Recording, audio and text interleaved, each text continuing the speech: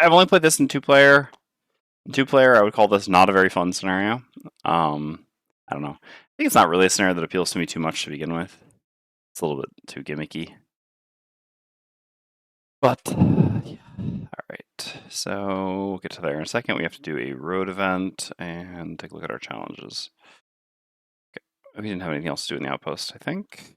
Something else I forgot. What were the things we built? We built the enhancer, I guess, and yeah, we like upgraded the hunting lodge. Okay. Should upgrade the logging camp, I guess, next time. And build another thing. We have like one more. Yeah, we have one double build left, and then after that we're back to single builds, but that's pretty appropriate. Our resources have dwindled quite a bit. Okay. When is the next garden? That's Prosperity 7, and we're currently just... Oh, no, wait. Oh, yeah, we're not even Prosperity 6 yet? Okay. Yeah, for some reason I thought we were just into Prosperity 6. All right, anyway. Summer road event. New event.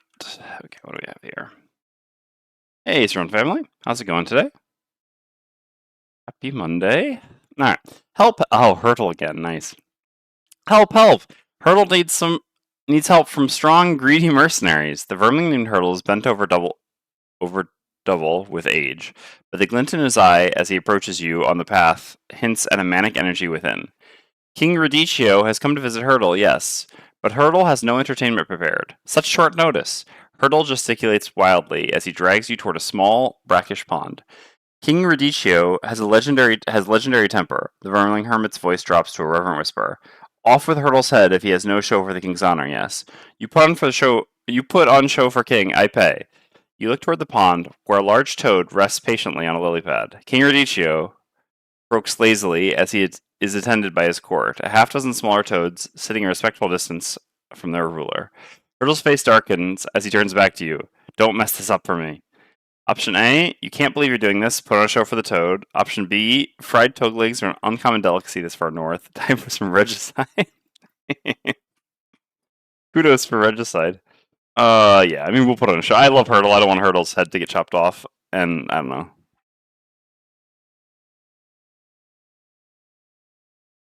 It doesn't really seem appropriate to just, like, I mean, don't get me wrong, I think that this is a well set up event. Like, I think that, yeah, this is just a good event, right? I think first of all, Hurtle is an excellent character. The last time we encountered Hurtle and people in chat were praising Hurtle, I didn't realize. I mean, I kind of assumed that there'd be more Hurtle events, but I didn't actually know. So it's great to see Hurtle again. Yeah, like from my perspective, it's more like I don't know. Okay, so the mercenary perspective in the game is like, well, this is just a toad. We can also just help Hurtle out by just killing the toad, and then we also get to eat the toad's legs, which is just a bonus, and then Hurtle will be fine. But to just assume we understand the dynamic of, like, I don't know, these interspecies relations in the north, just because we view them as lesser, doesn't really make sense. Anyway, I think it's a good event, and I'm going to choose A. All right. Yeah, we can't really zoom in more than this. You humor the ancient hermit and his amphibious king, showing off with mock battles, some acrobatics, and anything else you can think of. At the end of your performance, King Radicchio gives an approving croak and jumps into the water, followed by his entourage. Hurtle breathes a sigh of relief. Gain 2 times T experience, where T is the number of unique traits among your party. Yeah, that's neat. If T is greater than C times 2, Hurtle... Okay, and we get an additional thing. Okay. It's a little bit weird because this is written additionally, but anyway. Okay, so first of all, everyone gains 2 times T experience, where T is the unique number of traits we have. So we have... I guess we should just, we'll just make this easier. Memory is not what it used to be, right? Oh no, we don't want to get rid of this one. This is an important one. All right, make another one. That technology. Okay, so we have armored, chaotic, strong. We're looking pretty good thus far. Arcane, intimidating, outcast, and persuasive. Ooh, just barely got there. That was close. When I saw Arcane again, I was worried. Outcast, persuasive. How many Isn't this? Yeah, so I mean, this definitely is better at a lower party size, right? I mean, I guess, like, I don't know. It's interesting. Maybe 3 is the best for this? Hmm. Sorry, you could probably hear the drinking sound. I think there's, like, what, 8 traits total? 9? Maybe 10. Maybe there are 10 traits. Let's see. 1, 2, 3, 4, 5, 6, 7, 8, 9, 10. Okay, yeah, so there are 10 traits. So I guess, yeah, I mean, in a 4-player party, you have to have 9 of the 10 traits when you'll have 12 total traits. Yeah, I mean, I don't know, I guess. Anyway, the checks seem fine. It's an interesting mechanic for the event. I like it. All right. So we had 7. So we will get the bonus, but we will also, well, I guess we. Hurdle is moved to tiers by your performance and grants you a special blessing. This thing. Okay. So first of all, everyone gains 14 experience, which is pretty nice. We're all pretty fresh characters at this point. We won't actually get to level up here. We'll level up when we get back to town. So here I will not click up the level. So we will not actually have it. All right. Nice. This is especially helpful because Melee Deathwalker does not gain experience. Okay, and then we get to put a +1 sticker on one of our loot cards. I don't know what we're going to want the most in the long run.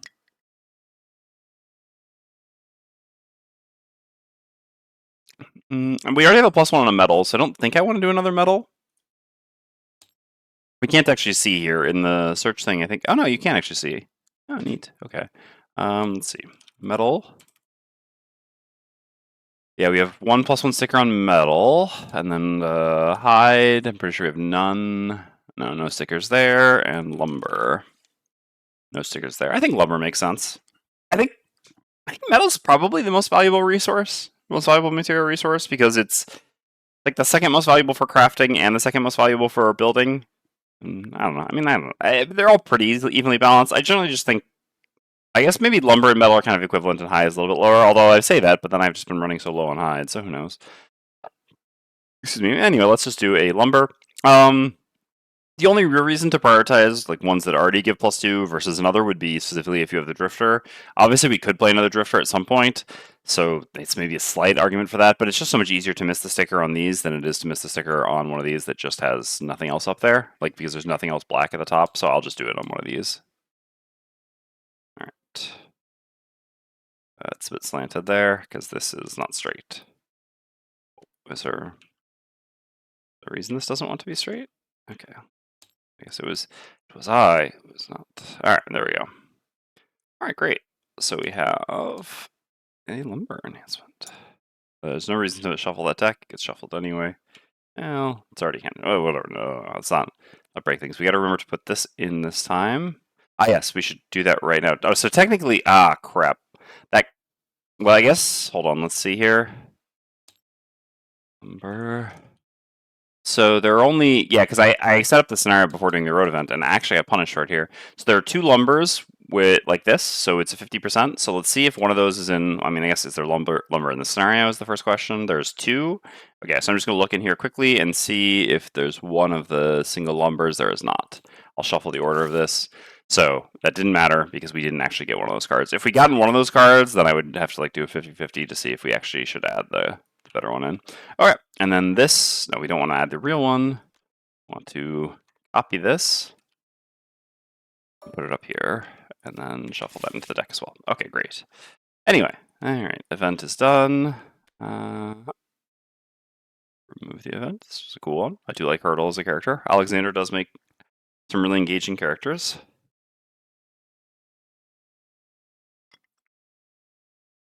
Okay. Challenge. And then battles. All right, what do we have here? We have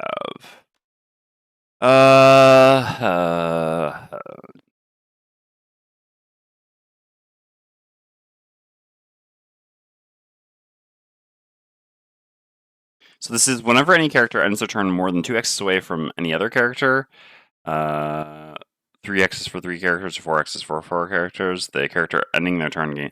So basically, yeah, if anyone moves more than 3 hexes away, or ends their turn more than 3 hexes away from another character, they gain muddle at the end of their turn, which is basically for the following turn. I mean, we're all melee characters, but this scenario does have some like special stuff where we kind of have to split up a bunch. I don't know. That being said, I mean, we did this one in 2-player with Jessica, and I thought it would be much easier than it was. It ended up being actually more challenging than I expected, which I guess is, yeah, it's kind of been the recurring theme for a lot of my challenges. I mean, +1 range for range attacks, it definitely does matter for snow imps. There are 3 snow imps in this room. I guess the better question, though, is how realistically are we avoiding any of the snow imp attacks in here? So let's assume normal is like 1, 2, 3 movement, then 1, 2, 3 range. Realistically, I think we're not. As for movement, well, movement could make a difference for these. I don't know. This is an interesting one. If there were enough people here, I'd actually call for a vote, because I think this is close.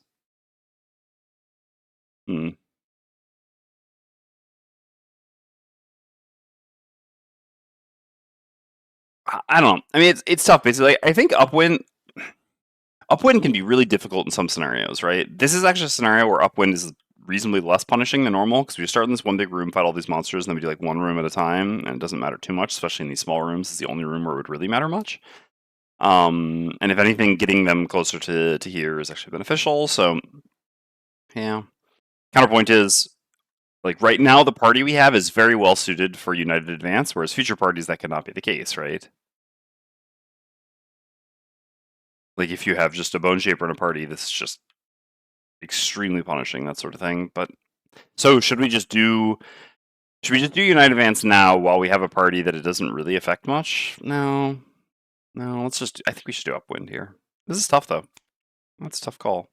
All right, I need to draw 9 battle goals. Okay. You know what I realized? We actually haven't gotten Dawdler in a little while. Kind of amazingly enough. Okay. Suffer damage from an attack in the same round you long rest, and no more than 3 returns attacks you started except when long resting. Perform.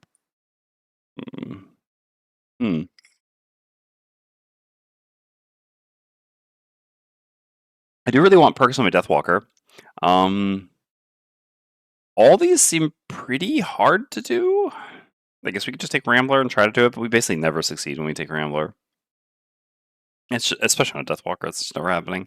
But Ravager, like, if I could just play Call and Eclipse in the same turn, then that would work, right? But I unfortunately don't have the ability to do that currently. So there's just no world in which I'm ever playing 2 losses in the same turn, like, except maybe the very end of the scenario. Do I even have like a bottom loss that I'll bring though? I could just like throw away. Yeah, I would have to like throw away this and wave in the same turn or something, just at the very end if the scenario is completed. That's basically it. And I still have to. I mean, Strength the Abyss I will have at the end of the scenario. Wave, maybe. Wave bottom is pretty good. I don't know. I guess that's the most realistic. Just try to do that at the end of the scenario. I'll never get Rambler, and I don't know. Insomniac is theoretically possible, but seems pretty risky. When Brittle's in the scenario, you really don't want to play around with taking attacks while long resting. That's just asking for. Alright, lose a card to negate 2 or less damage from an attack. So Brittle is applied before negation, so yeah, this doesn't really work. Form ability targeting. Oh, have a 0 card. Excuse me. I mean, Accountant's just not really going to be possible. God. Okay.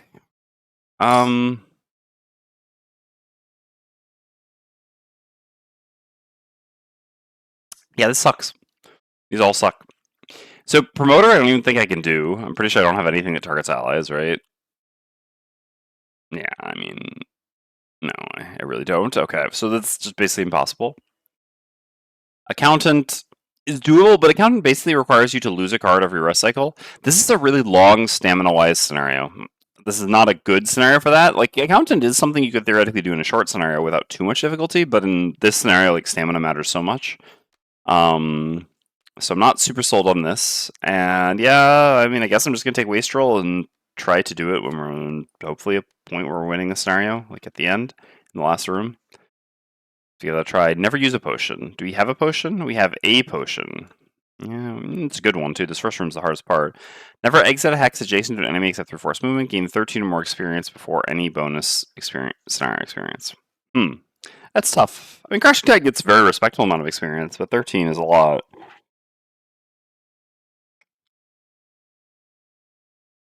God. This seems easier than it is. Duelist is actually quite challenging.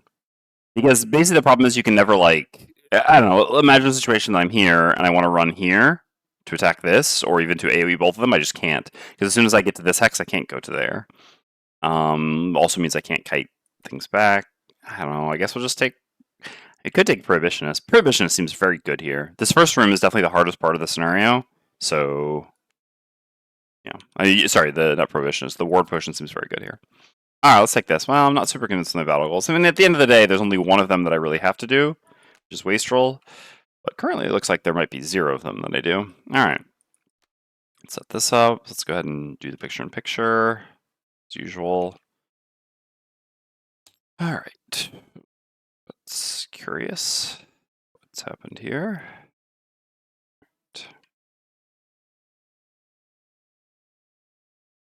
Yeah, I have to do the 3 cards here, right? All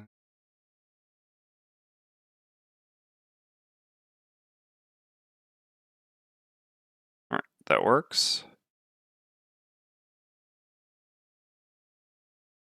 All right. Got our cards set up.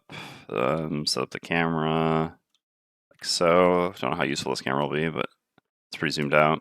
All right, let's go start building our hands then.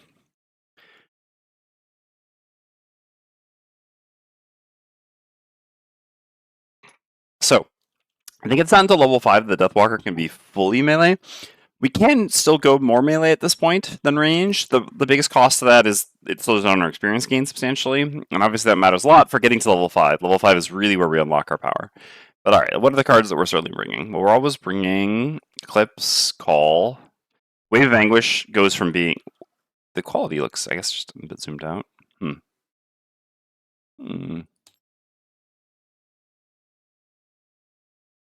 It's like... Creation? No? Looks correct? I don't know. Things just seemed like a little fuzzy. Yeah. So Wave of Anguish is very good for us, more so than is for the other version. I mean, the bottom specifically. Than for range, because moving us and moving shadows at the same time is the thing we care most about. Certainly won't be taking this. We'll certainly be taking... No, not this. This isn't the one we have to take. The one we really want to take is... well, we want Shadow Step for sure. Shadow Step's very good for us. All of Doom, Lingering Rot, Forceful Spirits is the one that I was looking for. Forceful Spirits is a good way to gain experience and burn some dark for some damage. Okay, and this leaves us with 1 card to take. So, in general, we're not super interested in things that burn shadow. Like, Fluid Knight is not great. We can already burn a shadow with Restless Spirits. Single shadow movement is not very impressive, though. It's just fine for initiative. That being said, I have pretty good initiatives. Like I because I have Ritual Sacrifice and Restless, I've got the 13 and the 20, so I'm not sure I need the 14 that badly. Maybe I should just take Fluid Knight anyway. I mean, I think it kind of just comes down to one of these cards. Don't really need that. I mean, loot would be decent, but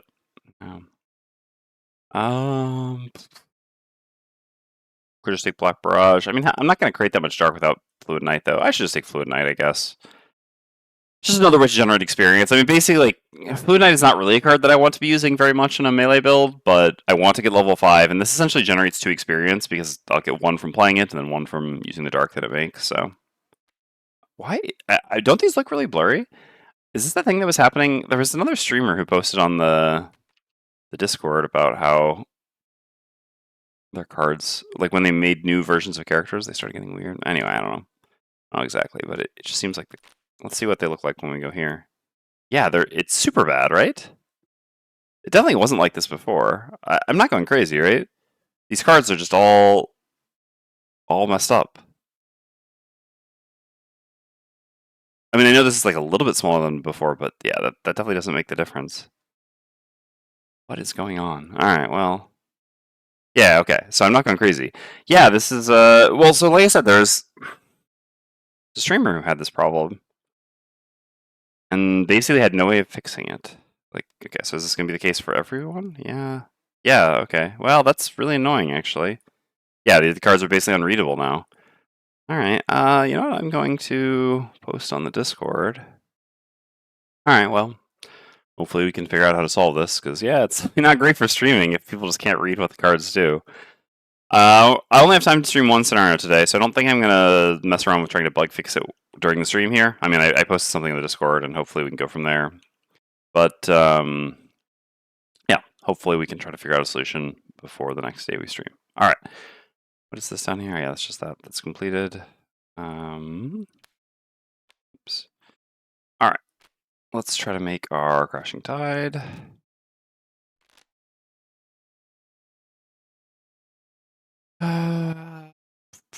So we want to shock this. So we're trying to gain 13 experience. Is that it? Yeah. Definitely want experience generation if possible. And I guess we kind of just had. Oh, no, submerge. Still not really a thing we need here.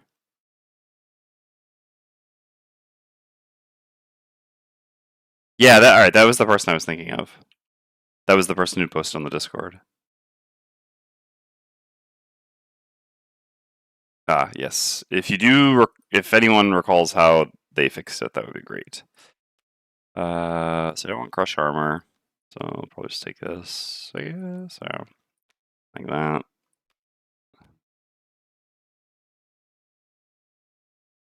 Anyway, let's see. 8, 9, 10, 11. Yeah, so these are the cards that I'm always bringing, so I just need to bring one other card here.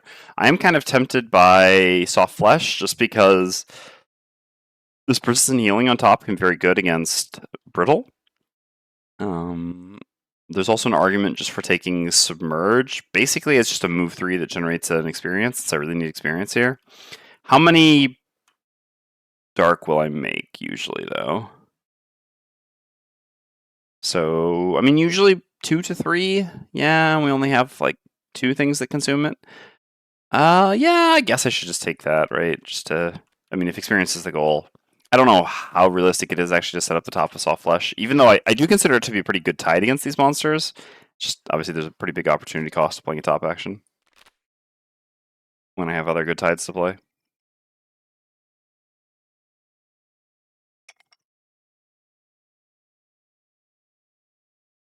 Okay. And for Pyro. Oh, at 1, 2, 3, 4, 5, 6, 7, 8, 9, 10. Yeah. Let's take a look at the scenario rules. I mean, I know it, but I should actually like read them. All right, scenario is complete when there is one Frosthaven body on each starting ice hex and one snow body on each starting snowdrift hex. At the end of that round, read 90.2. So this is whenever any monster dies, instead of loot token, it drops its standee with no base. These are bodies which do not affect movement or alter whether hex is empty, featureless, or unoccupied. All bodies can be looted as normal, though the body is simply moved to the looting character's hex or hex adjacent to them. Multiple bodies can be in the same hex. Okay. So, yeah, we gotta get the snow imps, the snow drifts. Alright, and we basically do this by looting. Which means, I mean, moving on them or top loot actions. None of it. Oh, so does that mean that I should be bringing my. I mean, this is such a bad loot. Yeah, I don't think that really makes that better than the other thing. Alright, probably just happy with the cards that I have here. Cooling was kind of the last card we brought, but cooling makes sense.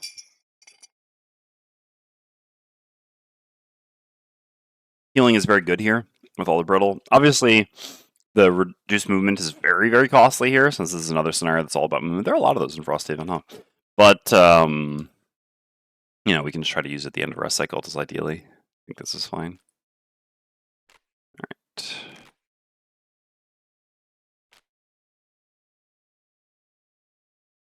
Okay.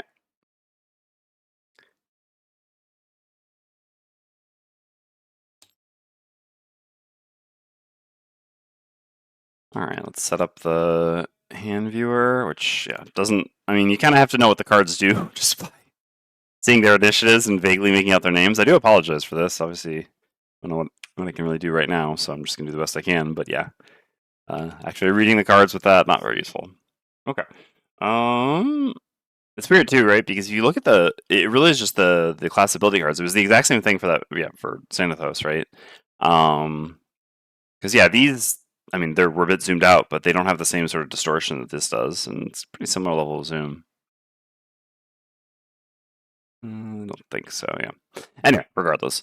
Okay, starting these hexes, let's grab our characters.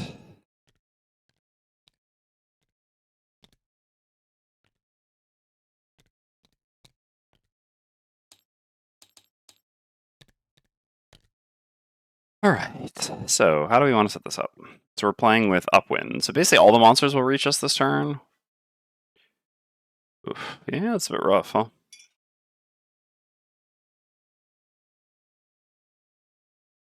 Okay. Do you really need to kill these snow? I mean, this 3-player setup, jeez, this is brutal.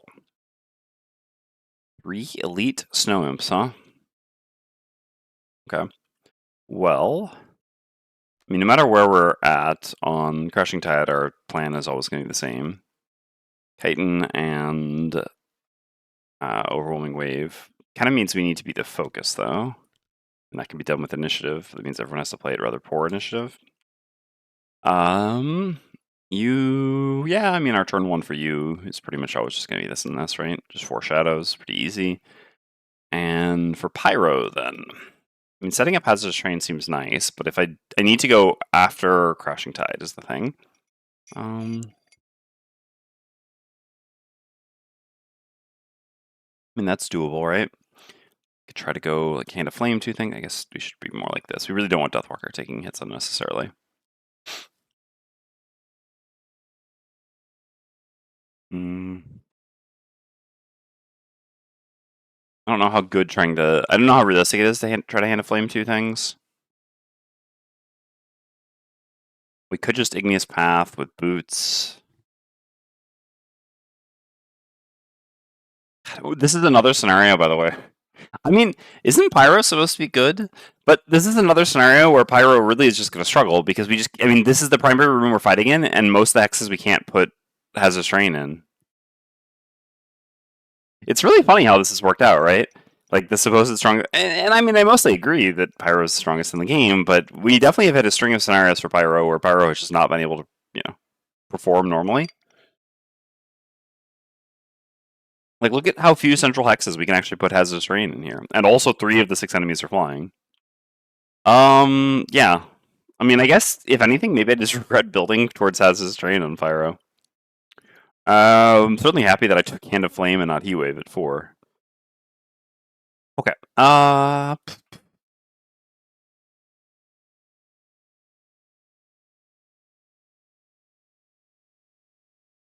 Yeah, I don't know. Let's just try to go attack something. I would like to try to Battle Axe attack 2 things. Tempo matters a lot here. This initiative just plays out well because we go at 28 after 25, so we don't get focused. So what happens? Yeah, if these do their multi-target, we're mostly... That is a reason to have the Deathwalker not stand next to the Crashing Tide, right? If Pyro's planning on moving anyway? Yeah, that actually makes sense. Basically, because if we're like this, Crashing Tide's not moving, and Deathwalker goes after their 78 AoE, so this will let one come here and cleave both of us. Whereas Pyro's going to move before, this way none of us get cleaved. The annoyance here, I guess, is that we create an element before 43. But I guess that's happening because of you anyway, so I just have to really hope that the Snowimps don't flip a 43. Oh, see the 4 and you're worried, but it's the 42. Okay, Frost Demons. Okay. Okay, alright, this is fine. I mean, this is very fortunate. These aren't attacking. And I mean, Frost Teams are attacking, but, this is what it is. Okay. Okay. So again, we have to remember all enemies have +1 range on range attacks and +1 move.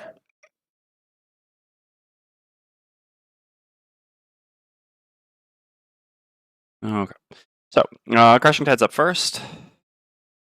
Someone said that they're... Hold on. I had a comment about this. Let's check this out quickly. Someone said there is a way to set up this hotkey even... I mean, they might just be wrong, but let's see. They said... Use the persistent hotkey. You can map it using the custom actions mapping screen. Okay. I don't know what that would be. Anyway, I guess. But, did you remember the extra loot card? Yes, I did. Thank you very much, Bracos. We remembered that. Right. Yeah. Well, it'll be in the mod soon, the ability to have a hotkey to do this. For now, we'll just do it like this. I have to come down here. I don't know what the... Yeah. custom actions mapping screen is. I'm kind of assuming they mean game keys, but obviously it's not actually doable here. So I don't know. If someone else knows better, I'm happy to hockey that. Okay, so Crashing Tide's done. So then Pyro's up. So what does this look like?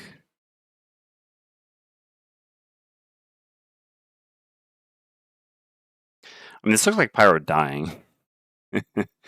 Hmm.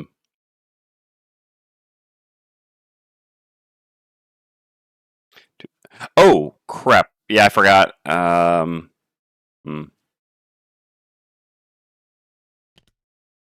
No, that's silly now. I wanted to use the turn 1 ward potion with Crashing Tide on everyone. I forgot we needed to fix our positioning for that. It's silly now because we've seen their cards. We know they're not doing an AoE, so...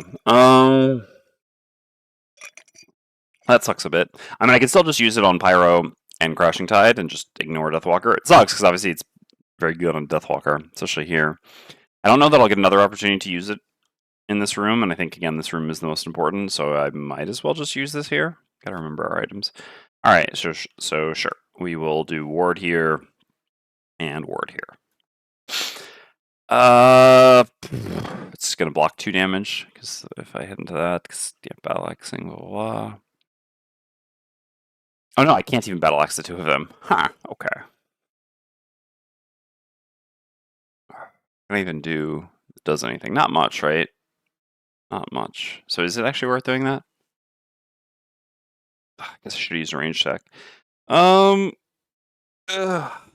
thing is, if I go hit a Snow Imp, I deal 4 damage to it, but then it's gonna get healed by all 3 of the Snow Imps, so the damage doesn't matter. I'll place 1 Hazardous Strain.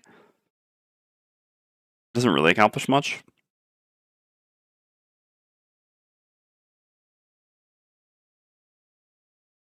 Currently, these 2 will be attacking here, and this one would attack the Deathwalker. I can go over here and hit this, but again, hitting all it accomplishes is basically generating fire, which is something, and creating Hazardous Terrain, which is pretty meaningless. But I mean, at the same time, I'm built around using Hazardous Terrain, so I guess that's what I should work towards. All right, in that case, I will not use the Ward Potion here.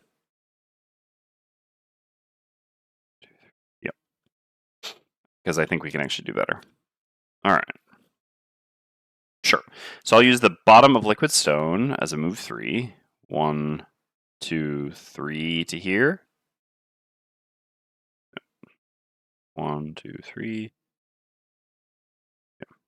All right, and then I will just use the top. I mean, I guess I'm taking 2 damage to do this. Is it really worth? No, it probably isn't. I mean, God, this is so annoying. I know I can hit the Snow Imp instead. The problem with hitting the Snow Imp is then I also get hit by this Elite Frost Demon. I guess then we can just use the Ward Potion. Sure. Because this way I just take 2 damage kind of for nothing. But don't all these hit me then, right? They have essentially range 3 this turn, right? Yes. So this goes 1, 2, 1, 2, 3, 1, 2, 1, 2, 3. No. Alright, sure. Alright, well, Ward Potion's back on the menu. I mean, the Has Train over here is also a lot less useful, though. But, I mean, how useful is a Has Train here? Actually, wish that I had the range spear. Oops, that's not what I want. Ward here. Okay. Alright, sure. So back down here, this is used. So I'm going to use the bottom of Liquid Stone. 1, 2, 3 to here. Then I gain 1 experience. I generate fire. And I do an attack for Muddle on this enemy here. Who knows, maybe we'll get a crit. I did not stack the deck. Okay. I mean, anyway, you all were here. You saw it auto shuffles the deck in the beginning. I couldn't even stack the deck if I wanted to. All right, that was very, very fortunate. All right, neat.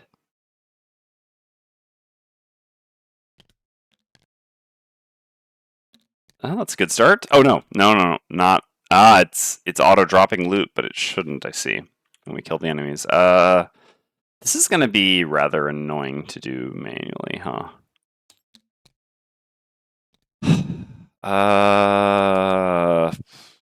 Because there's no way. Has anyone done this scenario in TTS before? Does anyone have a suggestion for this? I guess I'll just have to do like use tokens for the different types of monsters. So like this to indicate which is which. But yeah. This means it's also always gonna, I guess I'll put like reminders down in an area where it doesn't. Sure, something like that. Because like in when you're actually playing, like physically, you just remove the monster from the stand. But I don't know if there's any way to remove the monster from the stand here in TTS. So yeah, this scenario seems like a bit of a nightmare in TTS. All right, I'm gonna put this down here as a reminder. The problem is I can't. I guess here is probably fine. I think it probably doesn't flip. I don't know if it'll flip here or not. I guess we'll find out. Bit of annoyance. All right, so we've got an imp here. Maybe we should make these a bit smaller. Let's see stuff under. Minus. There we go. All right, so we have an imp body there. All right, well, that was a very fortunate flip. So then the imps go. So this one goes first. They have +2 movement because of the challenge. 1, 2, 3, 4 to here. Could be there as well. Oh wait, imps are supposed to go on snow piles. So actually, no, I do want you to go there because then you'll die and I'll have you immediately where I want you. And then this one will go here. Their healing does nothing. Okay, Frost Demons go. They do not have ice. So the Elite Frost Demon will attack the Pyro. Do I have a defensive item to use? I have the Cloak of Warding. Yet. Should we just use the Eye of Truth here? Hold on.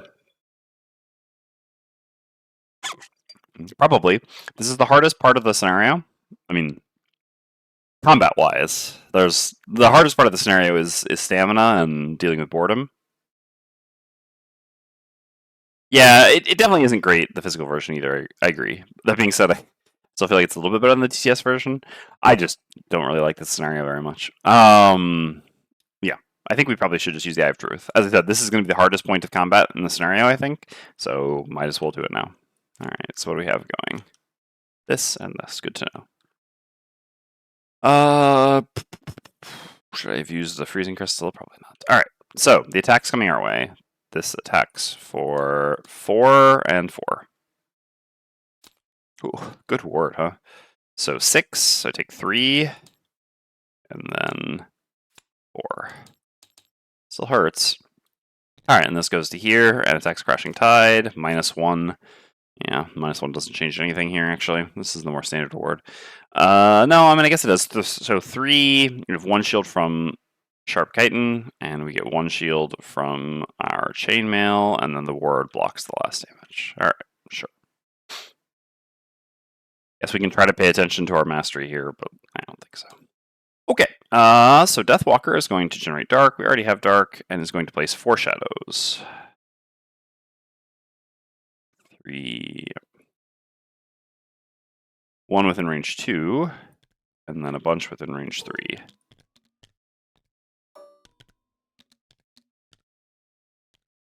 I think this makes the most sense for the future. Guess otherwise, like here, maybe even better. Because I don't really want to attack the Frost Demon next. I want to go attack the Snow Imp. Yeah. Okay. Looks good.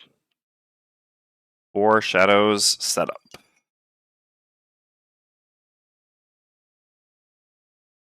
Maybe I'm gonna. Am I gonna regret using Eclipse in this scenario because movement matters so much? Probably. Probably. But I have, I guess, the 2 other move 3s on bottom and a move 3 on top. So I guess I'm okay. And 1 teleport.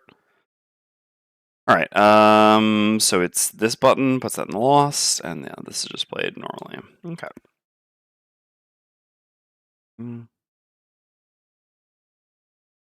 Yeah, the stone's brittle. They didn't attack this turn, but yes.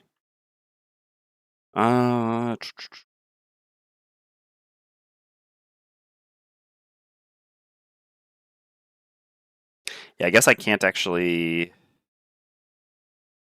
From where I am, I can't make it to here to attack this. Oh, I guess I can with the teleport. Yeah.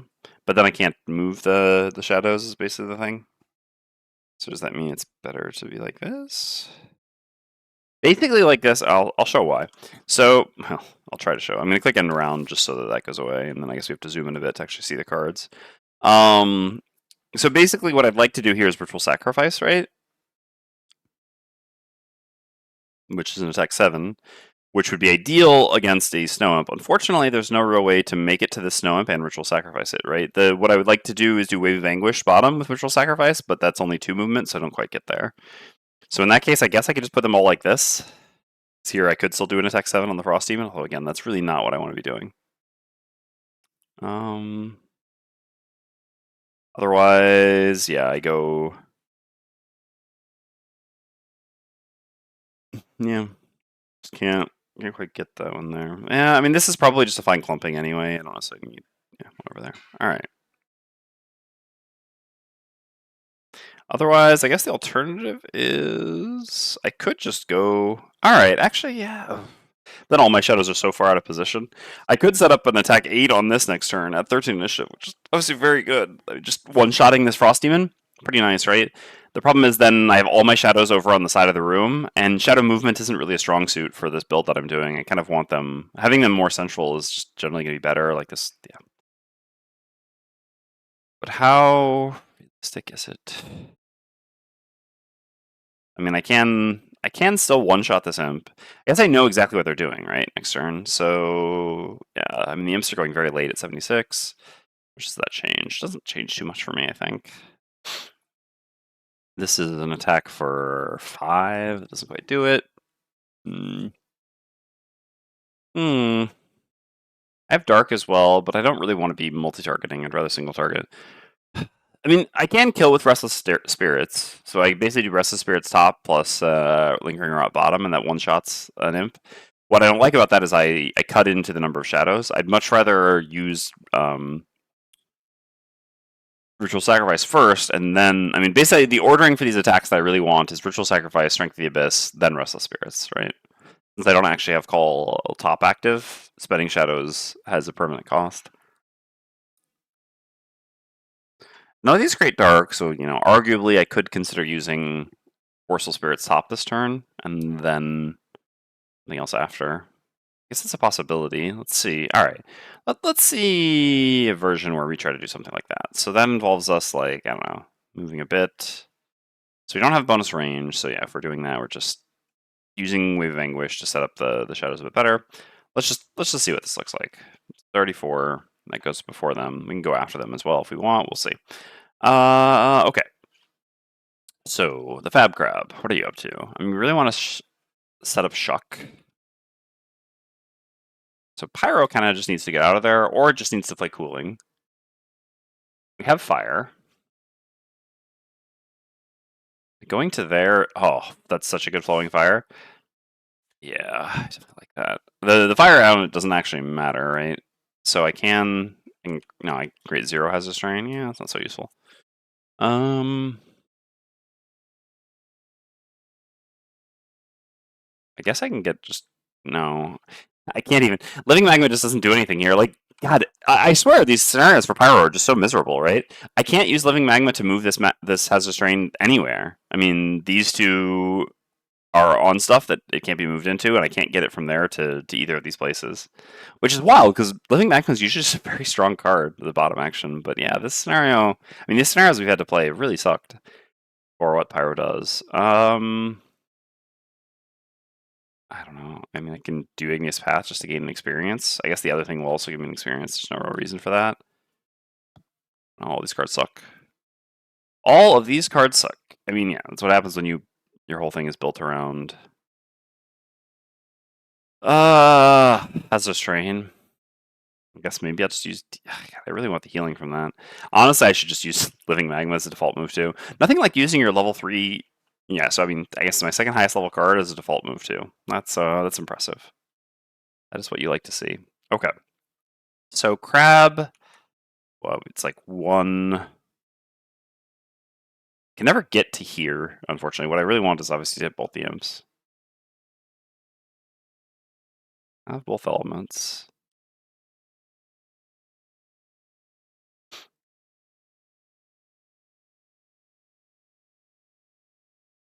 So we have the possibility of stun here, right? Is that really that appealing? Ideally, okay, so let's say Pyro... So Deathwalker moves 2 to here, shoots like this and this. So it's like 3 damage here. Pyro does 2 to this. So ideally we would like to finish this off with Stab Crab. And I guess we could go stun the other one.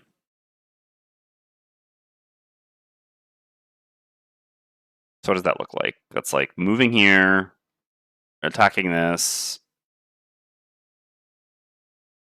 and then going there. Yeah. And Skitter does kind of work for this. But unfortunately we use the light with the stun, but maybe that's fine. So what does that look like?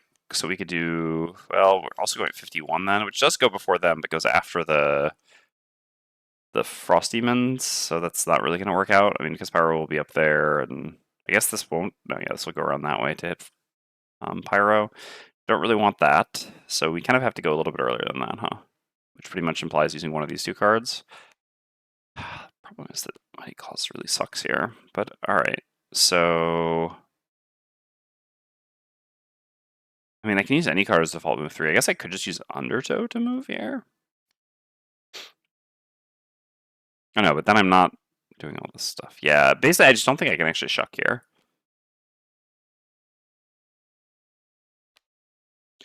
But then this also sucks a lot more. Yeah, this ice being there is really annoying. Otherwise, we could probably get both of them.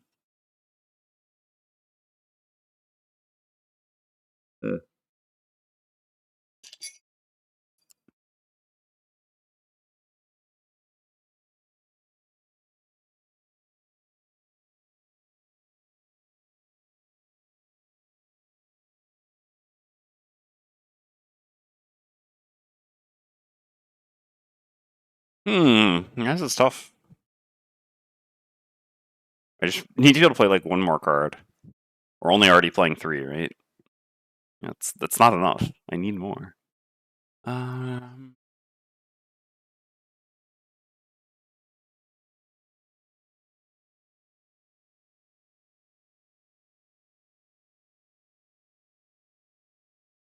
Otherwise, this one just gets to attack. It attacks for 3 and Brittle on Pyro, which I guess Pyro survives. I guess that's fine. And at least we get Shuck set up. Alright. Yeah, I think this is about as good as it gets. It also gives us 2 experience for using Skitter with both elements, which I like. And then we have Light next turn to do Smashing Torrent. I think this is good enough. Alright. Sure. Seems like an acceptable sort of turn. Alright. So, Crashing Tide's up first, 15. So I'm going to just use the bottom of Undertow as a default move. Sliding over to here. Then I'm going to activate Shuck. Creating Light. I'm going to use Skitter, consuming the dark and the old dark. Sorry, the old light and the dark. So this is going to give me 2 experience. 1 and 2. All right, and so we're going to have basically an attack 2 wound, a move 1, and an attack 2 wound. We'll start with the first attack 2 wound on the Snow Imp. Do I have any items to use here? No, we've got a fish hook at some point, but that doesn't really make sense here. All right, so we attack here. Okay, so 3 wound. Can we count on our allies to kill it at this point? So I don't love attacking into 3 retaliate, although obviously getting wound on the Frosthaven is pretty valuable. That's a bit of an interesting question. If we attack this again for 2, then likely Pyro kills, and then but Deathwalker also gets to attack it. Because we don't have Call of the Abyss set up for Deathwalker, we don't actually have to attack things that are dying, and this would allow Deathwalker to just attack the retaliate enemies with ranged attacks, which is pretty useful for our party. So it's basically a question of like, how valuable is the wound on this Frosthaven? Probably not that valuable. We can do a lot of damage to this pretty quickly with the Deathwalker with all these shadows set up here. So I think it actually is just fine to hit this again. So okay, we'll stay in place, and then our second Skitter attack will also be on the same Snow Imp. I mean, if I got a +1 target here, I wouldn't be unhappy. No, still very good though. So I guess this is just dead no matter what. Thanks to the wound. So Pyro's AoE isn't going to matter that much, but that's still pretty good. All right. So CT is done. Pyro is up next. Do we have any like healing items to use in Pyro? No. No, we do not. Okay. Sure. So Pyro is just going to use the bottom of Living Magma as a default move too. What else? And we're going to consume the fire to gain 1 experience. This is going to create 0 hazardous terrain. We are hitting 3 enemies here in all fairness. Alright, so we'll attack front to back. So here. All of these attack 2s. Okay, 2 damage, and 3 damage. So 1, 2. This is dead, except, yep, delete this. One of these here, and 3 damage here. Alright, I mean, whatever, you know. We had a respectable amount of damage that we just dealt, even though, again, none of our hazardous terrain stuff actually matters. Alright, and so then on Deathwalker, I'm going to do a move 2 to here. I get to reposition all my shadows by 1. So this Snow Imp is going to step back to here. I don't necessarily need to be the one to kill that Snow Imp anymore. Should maybe be looking and trying to finish this off. That being said, I'm gonna have to close the window, hold on. I took the opportunity to put my coffee away. I'll drip some water here. Okay.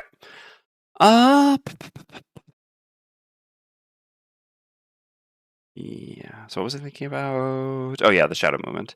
I guess, yeah, there's really no harm in just going like this, right?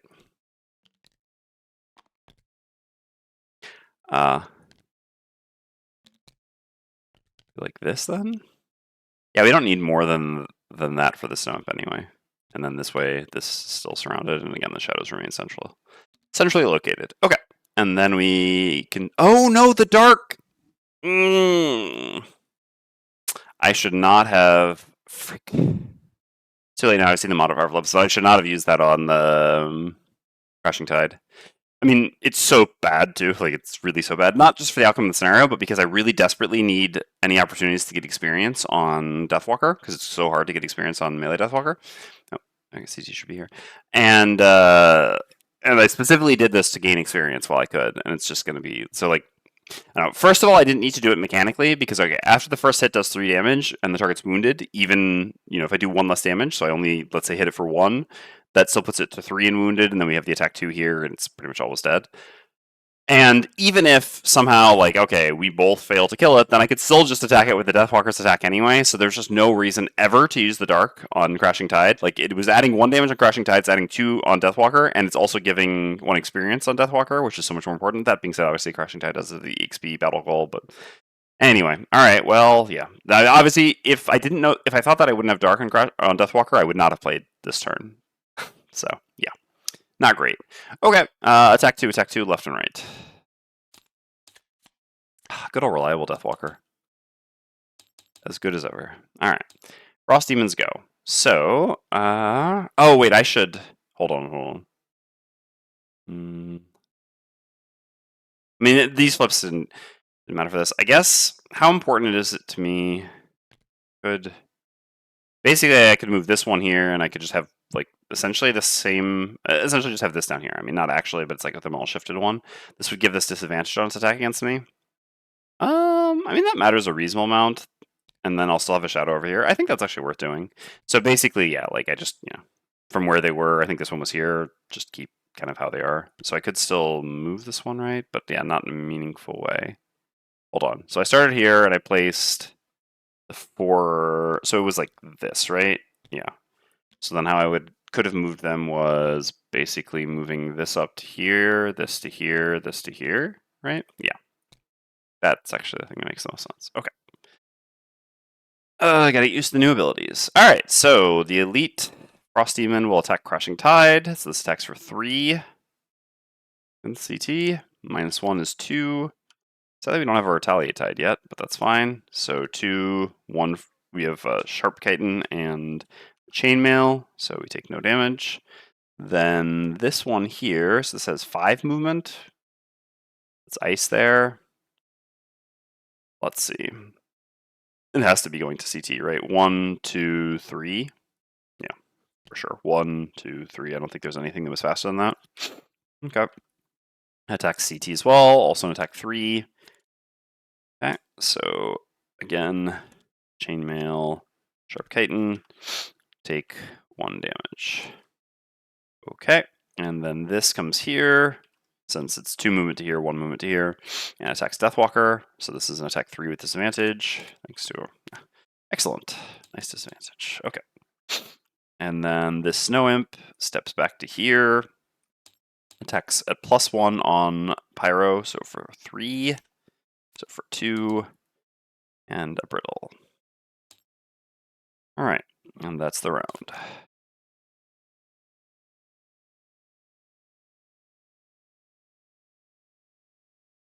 Okay. Gotta blow my nose, sorry. Sorry, that was responding to a thing. Alright, so what do we want to do? Is we have light, so we can stun something. Also multi-target with this. It's pretty tempting. I mean, basically the experience, using the light there is really just for the experience, but experience does matter here with our battle goal. And this is a nice way to hit 2 enemies, one of which has retaliate without getting retaliated, so that's kind of tempting. Pyro can't do much, realistically. No. It's really poor initiative. Sadly, we don't have the eye this turn.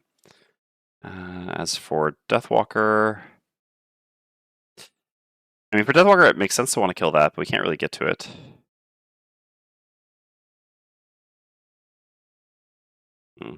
Mm-hmm. This is 5 health. We can just use this here, I guess.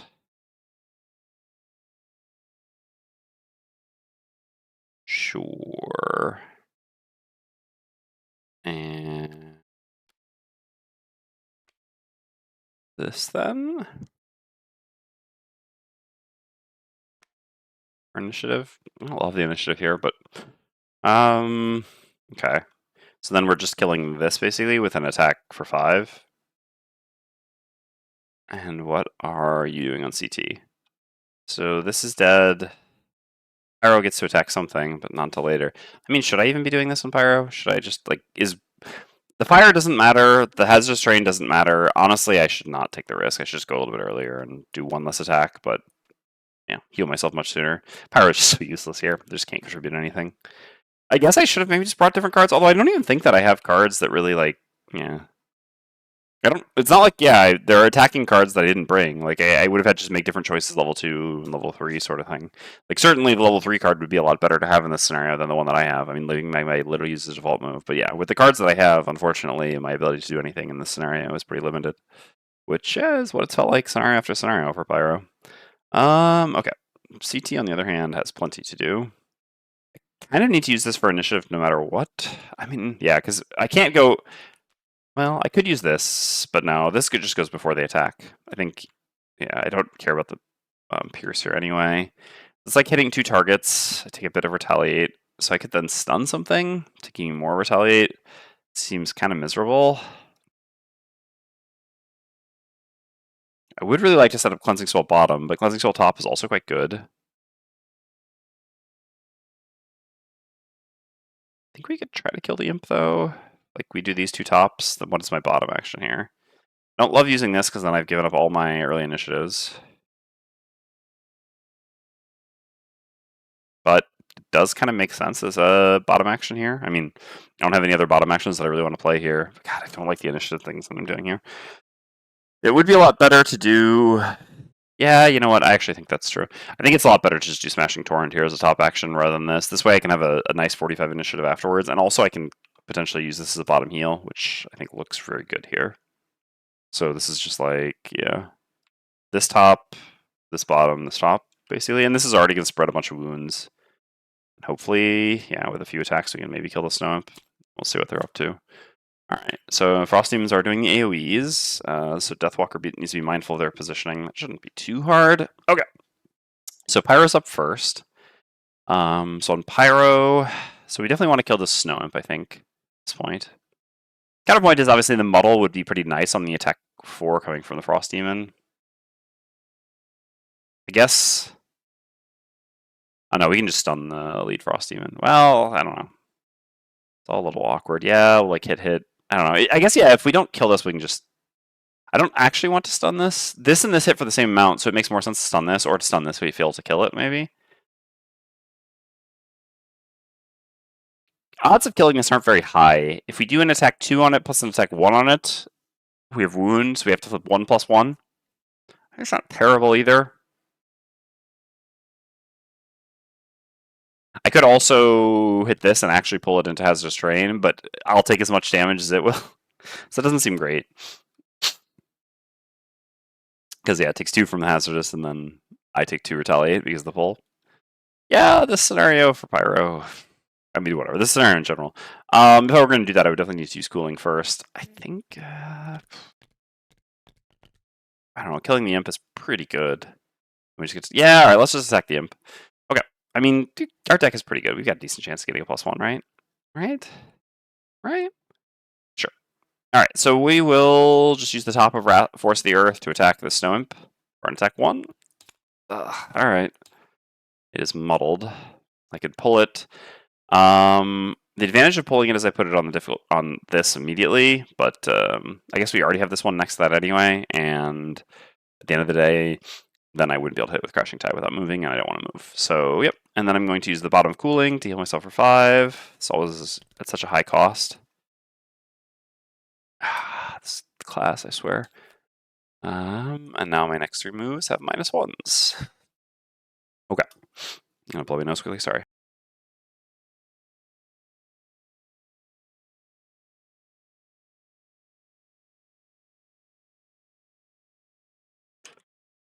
Okay, so CT's up next.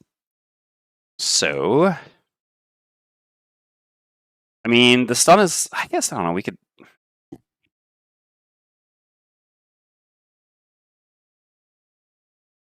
little bit interesting, right? So basically, how we target here with Mighty Claws. We're always hitting this with Mighty Claws. I guess we get to choose one at a time. We don't have to declare both targets. Yeah. So I guess we'll attack this first, and then we'll see. So first target on Mighty Claws is going to be the Snow Imp. Okay. And wound. Yeah, that's unfortunate. Okay. And then the second one will be this, just because there's 1 less retaliate than this. They both have the same amount of life at this point, and they hit for the same amount, because the elite, yeah, they both attack for it. It's a little bit of a unique quirk of Frost Demons, how the elites just hit for as much as the normals usually. Maybe not always, I don't know. Basically, if we gotten a +1 here, it would have been a little bit different what we would have done, because then we would have actually been stunning one of these. But since we got a +0, yeah, we will have to hit this with a stun. There's just no reason to let it have a turn. It's basically, its turn, I mean, same time. No, Brittle's so annoying, especially with these things hitting for 4. I only have 1 shield, my chainmail's gone. Yeah, I really can't afford Brittle here. Snow Imps are just like must-kill enemies. It's a bit of a shame because we're just wasting the sun, but whatever, we can experience. Alright, so second attack will be on this Frost Demon. Alright, well, let's see. So I take 2. This is wounded. Would have much rather that on the sun. So I can hit this. So basically I can deal 2 damage and wound to it in exchange for taking 3.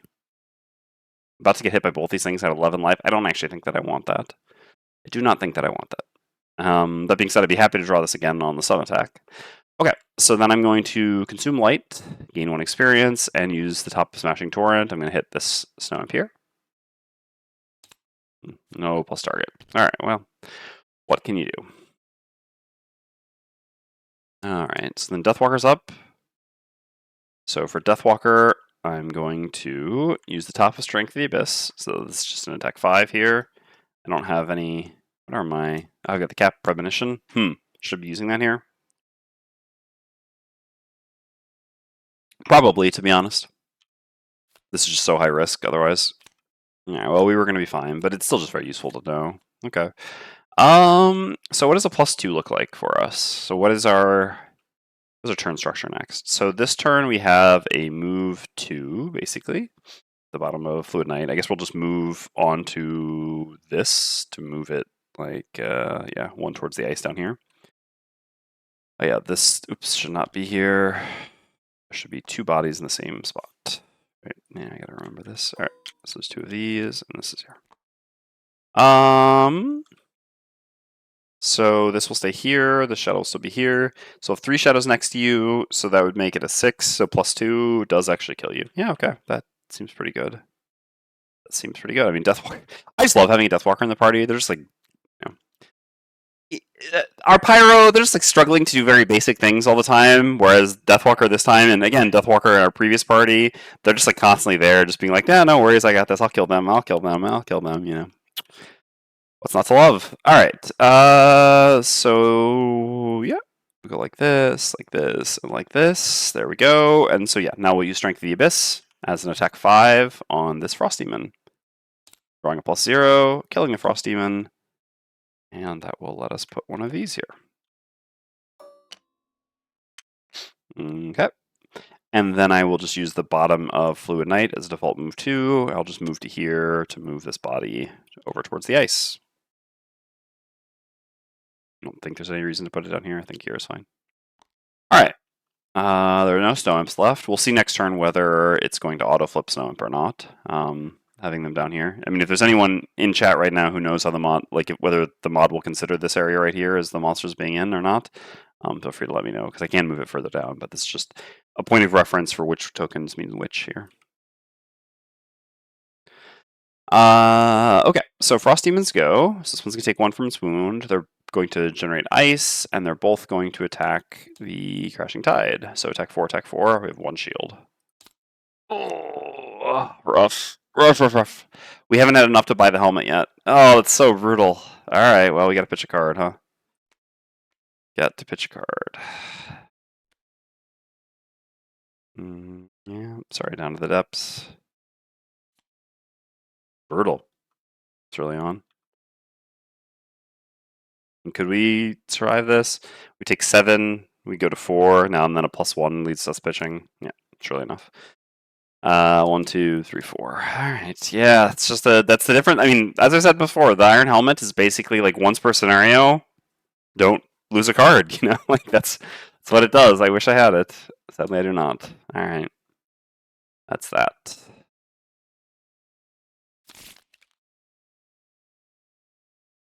So at this point, I might as well play my 3 cards, right? And I'll just go with the earliest initiative. Yeah, Pyro. Are you planning on contributing at any point? Pyro's like, nah, it's not really what I do. Okay, yeah. So 1, 2, 3. That allows me to move bodies a bit while also going to get the skill. Yeah, seems fine. Could just be using this to poison the other one. Initiative doesn't matter so much here. Okay, neat. Since we already have the 13, and yeah, our Pyro. So this will just go to there. We do need to move on to it at some point, so that's also like fine to do. So we could go hit with Deep Fury here and use this for initiative. Yeah, that seems fine. Use some healing. All right, sure. Yeah, so it did. Okay, it's annoying because I would be really happy to have this on the top of their deck. It's annoying that we had to find this out by this. Okay, so we gotta like put this all the way down here. It's a bit more annoying because it makes it a lot harder to grab these. I guess I can still put these here, but those were like the reminders for which token means which. So yeah, unfortunately, putting it down here. I don't know where the cutoff area is for what the mod but considers on the map or not. I assumed that like I don't know. You would think that being under the row of conditions would be past the cutoff, right? Like it's a little bit weird that it reads monster sandies that are down here because like the map can never be down here, right? So why does it read monster sandies that are down here as being on the map? Anyway. Okay, so we're gonna do Lingering Rot. We're gonna do move 3. So 1. Oh no, this doesn't work. Yeah, because that slides us to there. Yeah, I counted it wrong. Anyway, I mean that's fine then. I guess we're just going to here. Well, that means the poison is not contributing anything. It's okay. That's okay. All right, we poison you, and then we attack with the top of Ritual Sacrifice. So this is an attack 3, 6, 7, and what do you know? We're going to flip a +2. That kills. This is here. This is here. All right. Okay. And then Pyro's up. So Pyro, I'm going to use Igneous Path to move to here. I suppose there's no reason not to. I mean, I guess I can even like do has train by using the boots here. I'm about to long no. Oh no, I actually cannot. I mean, I guess I can use the boots to basically make a has train, but I probably should actually just save the boots with how important movement is here and just do a default move. Basically, I have the option of creating a hazardous train here or having my boots, and I think having the boots is going to be worth more. Because yeah, I don't know. I mean, the has train here is worthwhile for something, I guess.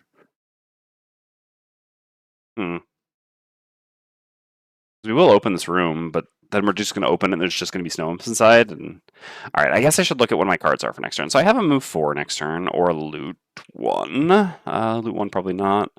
So move 4. I mean, move 4 should be good enough. All right, sure. Let's make a Haz terrain. Let's feel like we're doing something. All right, so I place Haz terrain there. So basically, I use the bottom of Igneous Path and I use my boots to turn this into a move 2, which is turned into a move 1 because of cooling. I'm pretty sure I advanced cooling, yeah. And then I'm on top of Haz terrain, so I gain 1 experience, and I perform an attack 5, or sorry, no, an attack 4 on this Frosthaven. Okay. That's a bit rough. So I do have to push it. So I guess it has to, at very minimum, be pushed to here. Also a bit annoying. Yeah. Oh no, I can push it to here. Okay. Although getting it over here is better for where we need its body to go, basically. Unfortunately, I can't push it here because the first push here puts it automatically here. I can continue to push it though, obviously. I could like put it really far down. But I also just want to kill it this turn. How many tides do you have up? So you'll play Cleansing Swell, I guess. Now, I guess here is a fine location for it to be. Then I can move on to this to move this like down here or something. At the same time that I go there and hit it. Yeah, sure. Sure. Okay. All right. Well, that sucked. I mean, really would have been nice to, I don't know, actually deal damage, but as usual, my pyro was completely useless. Really channeling the spirit of the retired Blink Blade. All right, and we heal for 2 with Deep Fury. Crashing Tide's up next. So on Crashing Tide, I'm going to generate Dark, activating Cleansing Swell.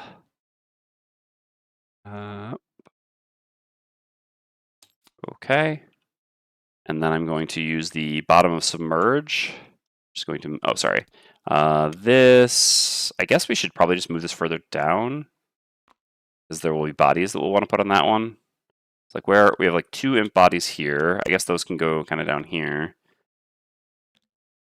Sorry, down here. So annoying messing with all these tiles here. All right, so yeah, so this is here.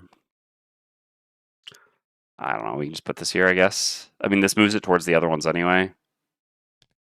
Well, getting to here is kind of an annoying spot to go to. I guess 1, 2... Yeah, we really can't next turn, right? No. So yeah, let's just put it here. All right. That's fine. So Crashing Tide's going to move to here, using the bottom of Submerge, and then I'm going to use the top of Cresting Forest. I really wanted to use this bottom loot. This would have been so good here. I would have been able to move so many tiles around. I mean, I guess there's a question of whether I still should now. Killing this enemy is pretty good. Also, this gives me experience, which I guess I care about. Okay, so I gain 1 experience, and this is just an attack 4. Yeah. I mean, I have the Fishhook to use at some point here if I have to, but hopefully I don't have to. Hopefully we just get a nice +1 or +0. All right. +0 is a bit worse, obviously, because we take 2 retaliate, but that's fine. He takes 4 damage.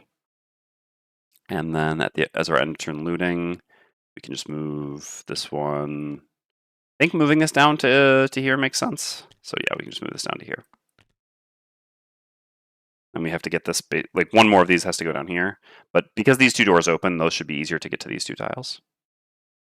Okay. All right, so then the Frost Demon goes, dies to its wound. This is not a thing. And we put this here. All right. So CT is going to take a long rest. And our other 2 characters are just going to play some cards. So Deathwalker, I mean, you basically just need to move to here and move this, right? That's all there kind of is to it.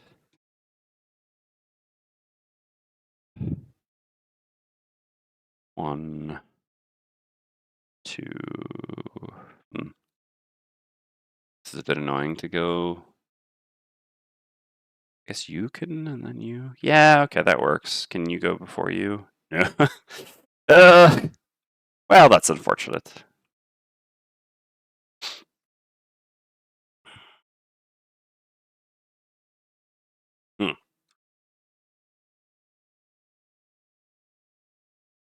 So Pyro has 3 movement this turn, right? Yeah, I did use my boots last turn to make a Haz terrain. Because we have cooling, we move 4. So with 3 movement, what can we do that is useful? I mean, we can go like 1, 2, 3 to here, for example. to get that down 1. It's okay. Yes. What I'd really like is to try to secure this down here, right? That just seems very valuable to do because these ones down here are the hardest ones to get to. Like securing these now while we have time would be very good. That's not very easy to do. Deathwalker can go here very easily. Pyro can also go there, but Pyro goes after Deathwalker. So after Deathwalker goes, for example, if Deathwalker goes here and moves this to here, Pyro cannot make it to here, unfortunately. What if we put it here instead? Can Pyro go there? No, there's just no way for that to be the case. Well, yeah, there is, right? 1, 2, 3. Okay. Yeah, that works then. And then from there, yeah, we secure both these. Okay. All right. I guess I'll just play this card here. Okay. So Deathwalker's up first. I'm just gonna do the move that creates dark because honestly, no reason not to. And yeah, I'll move to here. Moving this body to here.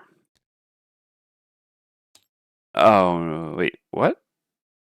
No, really? Down here? All right. It's gonna probably try to reshuffle the deck. Hopefully it doesn't. Hopefully if I just put this back here, it doesn't.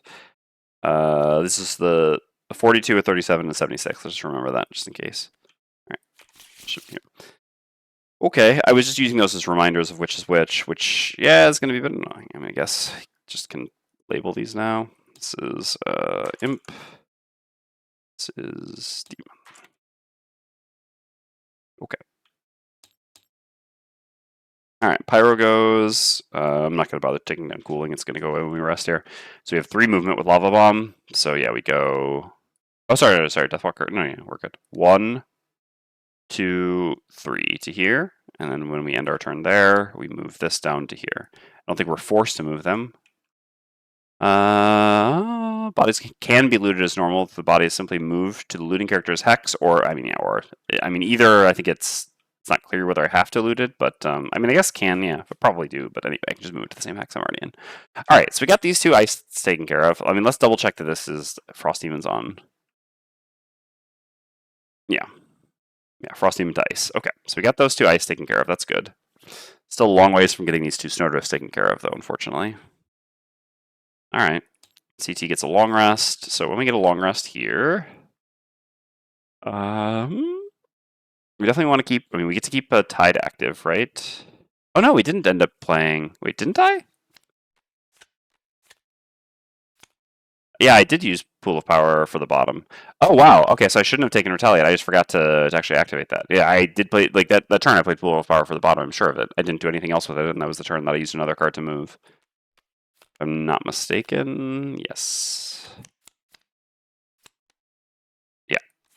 Okay, so I should actually have 5 Tides active, which means that my attack actually should have killed the Frost Demon, which means that I would not have taken the 2 Retaliate. Okay, so we have 5 Tides, which means we get to heal 5 from Cleansing Swell. Oh, that's so good. Okay, and then we'll get a heal 2 from our long rest, so we'll be at full.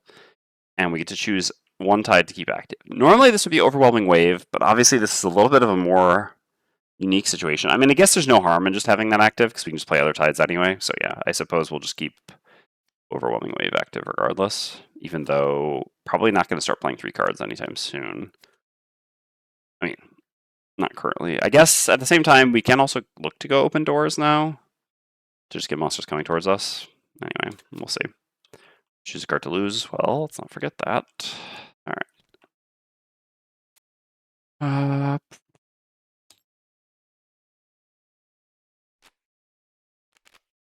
We could also not keep a Tide active here because it's costing stamina on a stamina intensive scenario. But so I'm going to try to keep this here because I'd like to get an experience from moving with this. Again, battle goal.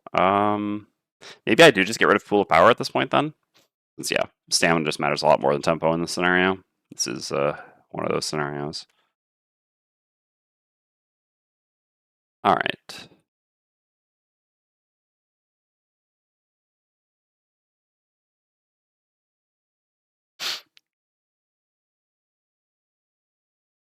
I mean, I could make it into a new room this turn. It's debatable how valuable that is.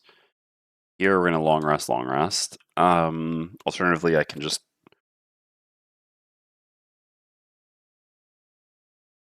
I think I like keeping overwhelming wave active anyway because I don't really want to be playing bottom actions here that aren't moves, right? I'm gonna do a skitter for 1 turn to move. Does a move 1 really get me anywhere useful? To there, but I can't just also leave that there. How do we actually get to this hex? It's not possible, right? Yeah, there's no way to actually move on to that hex. I mean, we have to organize, but we can actually use a bottom loot, I guess. So, yeah, I suppose that's the best option. So we can actually do something kind of interesting here. We could use a bottom loot and then do a move 1 afterwards. Unfortunately, oh no, we don't actually even need to, because yeah, if we bottom loot and then we put it here, and then when Pyro does the long rest, that actually allows us to move one of them down to here. The other one is a bit more of an annoyance, though, for where we would put it. I guess, you know,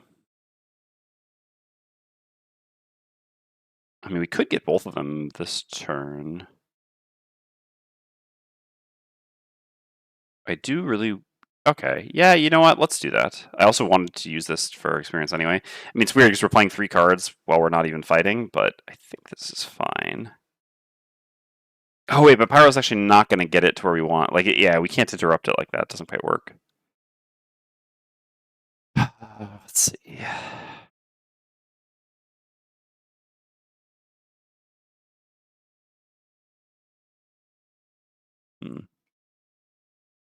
I don't think there's any way for me to get... So basically what I do here is I use the bottom of Cresting Force as loot 1. This allows me to reposition most of these things. So this one I'll put here, for example. That's just, you know, job done. And then these 2 Snow things, I'll move one of them under Pyro, and then the other one, I mean, I could move both of them under Pyro, which kind of helps because then I can put another one down here, but... So that lets me get 1 to here, but it doesn't quite get to here. I could put it here, but that doesn't really help. I mean, from there, you know, can't do much with it. I can put it here, but I can't really get to this hex. This is a very annoying hex to get to, right? It was like 1, 2, 3, 4. And even then, like, what does that accomplish? I mean, then eventually I get it to here, but I guess I technically could do that this turn by doing a move 3 plus skitter sort of thing, but is that really worth it? I don't think so. I mean, maybe it is. Alternatively, because I would really like to consume dark to gain an experience here, so I think doing a move 3 this turn makes sense. So let's say I do the loot, and then what do I do with a move 3, basically, is the question. I mean, I could just move towards the door. I could go open the door. I don't know that that's really a great idea to do that. I'm not that tanky, right? I mean, in that case, maybe I do just do the skitter thing to get it down to here. This is like having the body here makes it a lot easier to get it to there as opposed to here, which is so much more annoying.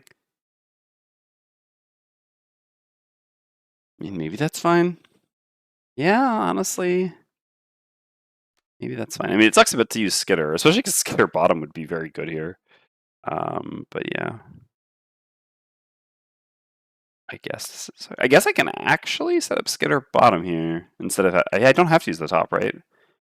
That works. All right. Anyway, let's we'll do this no matter what. So I'll start by using the bottom of Cresting Force. I'm gonna do a loot 1. So I've got these 2 stone bodies here. So I will put one of them here and one of them here. I'll also put this Frosthaven body here. Did I move anything else incorrectly? No, or the rest of this is good, right? Yeah, this was already there. Yes. All right. So that's this. Yeah. Oh, sorry, Pyro. That's the thing that I need to remove still. Okay. Then I will do the bottom. Oh no, this would be 3 bottoms. That's why I have to use the top of Skitter. Yeah, that's too bad. Why can't we do 3 bottoms? Okay, so then I will just do the top of Skitter from move 1, 1 to here, and then I'll use the bottom of Submerge, so I'll consume the dark, gain 1 experience, and this will be a move 3. So 1, 2, 3 to here, and then my end of turn looting allows me to move this to here. I could move this as well, but honestly, this just seems like it's in an acceptable spot here. I don't know why it would be better to have it here, for example, and these 2 are already covered.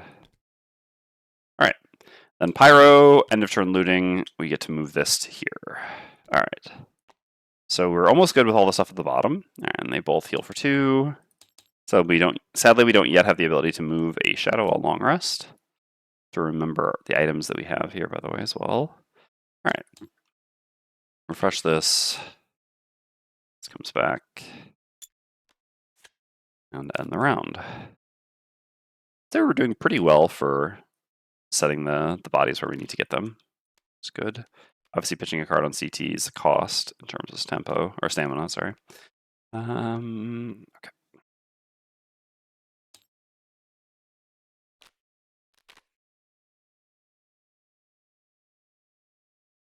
Yeah, I mean, Fluid Knight is just not a card I care about having. It's a pretty easy first cut. The first cut is the easiest. All right.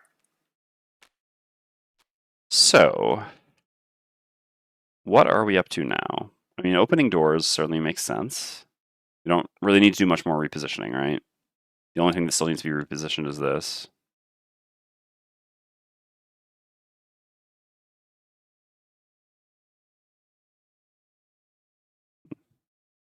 So 4 movement gets us here.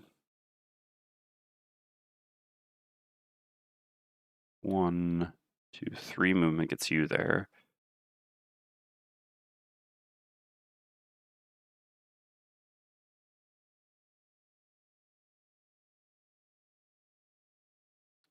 Unfortunately, being here is actually worse than being here for getting here. From here it's 1 movement, from here it's 2 movement, right? 1, I guess we can go open this door then? I suppose that's fine. We didn't set up any tides last turn, so we don't have any elements. That's okay.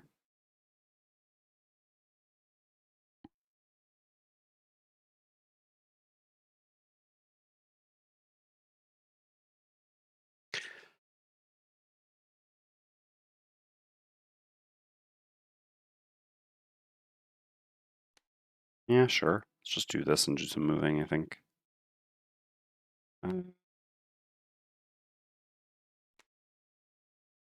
Save initiatives. I don't actually want to stun. I mean, basically the thing is I just want to like open the door and then run back. Ah, that's a good point. If I'm here, can I go 1, 2? Now that just puts me back here, right? I can't quite make it to that. Too bad. Okay.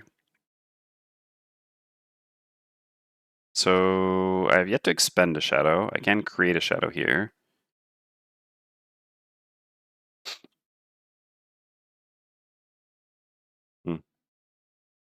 Guess no reason to do that just yet.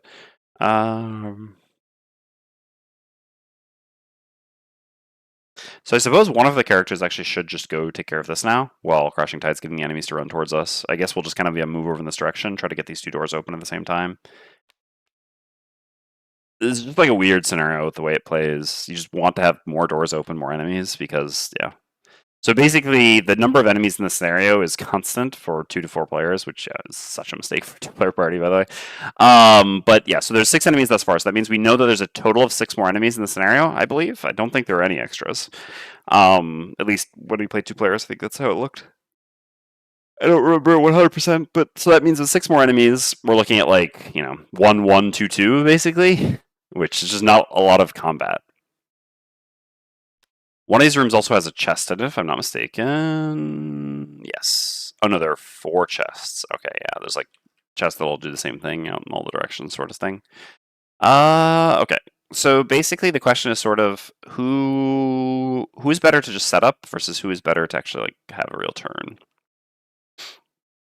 So unfortunately, these all being here now is not the best anymore. It'd be nice to be able to move all of them, but I don't even have Black Barrage for that.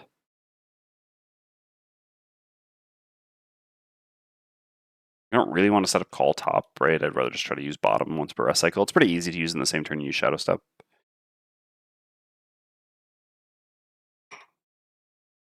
Unfortunately, my positioning just doesn't lend itself very naturally to that right now. 1, 2, 3. Yeah, no matter how you slice it, it's 4, right?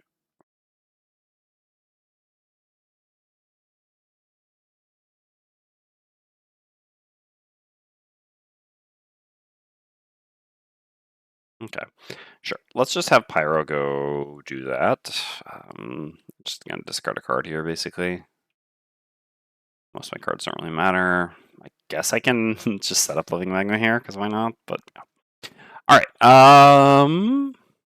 Yeah. So Deathwalker just doesn't have anything to do here. Is basically the The catch.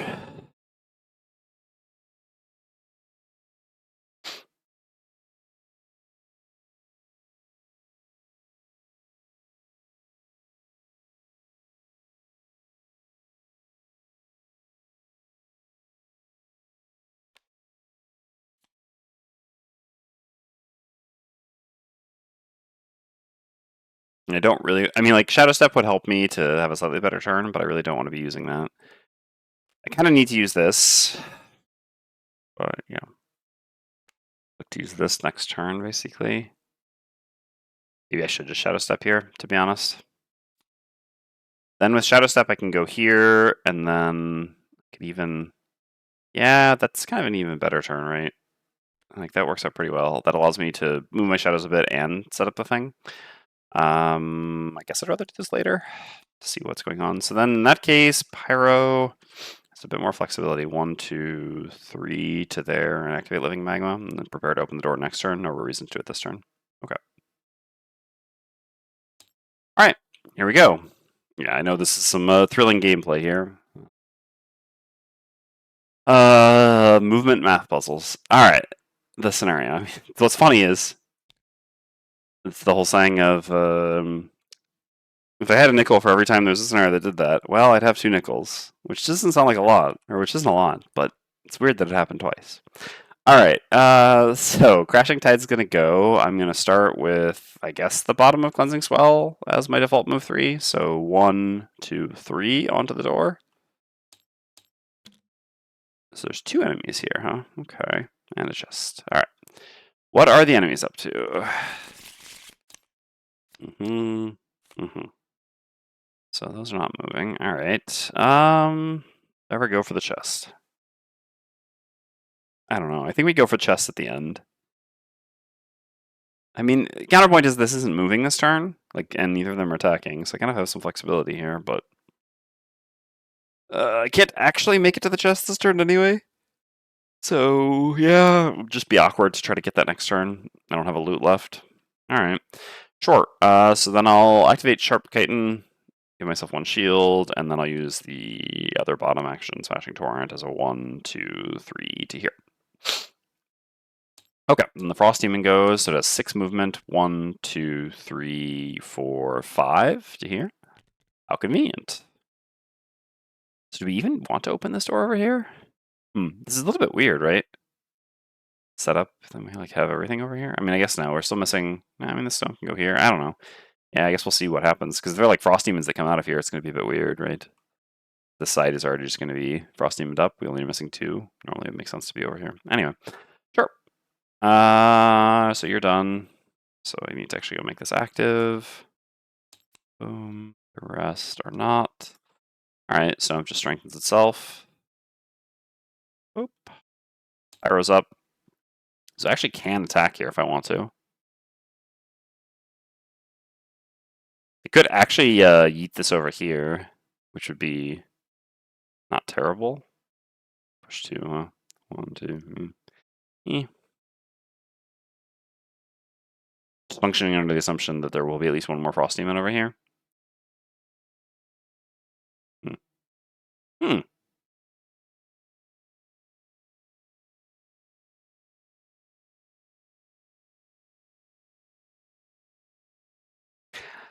I mean, I guess I might as well. There should be at least 1 more Frost Demon over here. I think sending this over here is probably fine. Also, then the Deathwalker can attack it, which is kind of mid, but I don't know. It seems okay. So do we still... No, we already used the Ward Potion. We still have the Direct Damage Potion at some point here. Yeah, sure. Why not? All right. I guess I'll just use the bottom of Living Magma as a default move too. And so I'll just go 1, 2 to here. And then I'll use the top of Liquid Stone to make an attack 3 push 2 on the Ice Demon or Frost Demon. Nothing special to use here. So here goes. All right. So 4 damage, 1, 2, 3, 4. So I'm always pushing it 1 to avoid the retaliate. So I can push it to here if I want. Otherwise, I can leave it here. Guess I'll... Well, here the Deathwalker can hit it. Here the Deathwalker cannot hit it. This turn, at least. I mean, I can, I guess. That's not really what I want to do, right? Oh, my plans aren't really going to work, right? No, they still work, I guess. Oh, not if this is here. All right, then I guess we are sending it here. I mean, that's fine. We don't hit it with the Deathwalker. It's 3 damage for 3 damage. It's debatable whether that's even worth it. I think this is fine.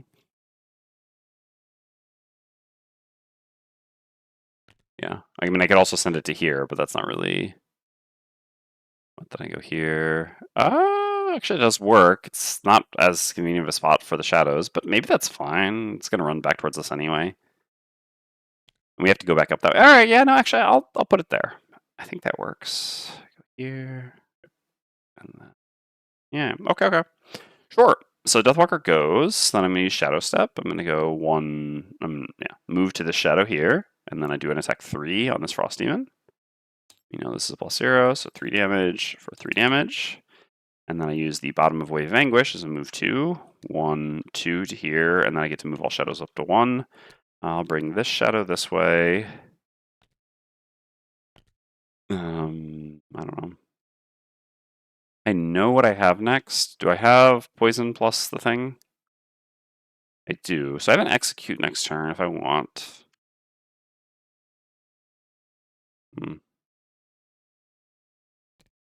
Maybe keep this here. Put this here.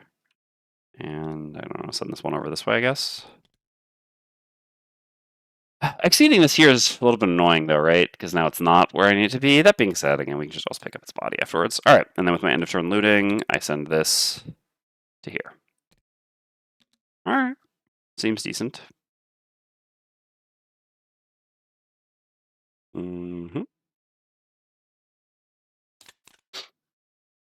I mean, CT just always playing 3 cards here. I guess we can see which initiative we want to play at, but yeah. Yeah, so for us... Oh, crap. I should not have attacked that. It had 2... Oh my god, yeah, I definitely... Sorry. First of all, fortunately, I actually knew what my modifier was, so I didn't actually get any information. In that case, I would have just yeeted this to here, I think. It had 2 shield, so definitely never worth the attack there. So then basically, yeah, we just undid the attack. We get to rearrange a bit. So how do I want my shadows then? Well, now I don't remember exactly where they all were before, so I don't know. I'll just leave them as they are here. Yeah, so that means we definitely cannot kill it next turn, right? We can do attack 7 on it, just kill. We need a little bit of help. All right, anyway. So why did that stay? Oh, yeah, because I was looking. No, I'd already started putting this. Okay. Although we don't have the stun. All right.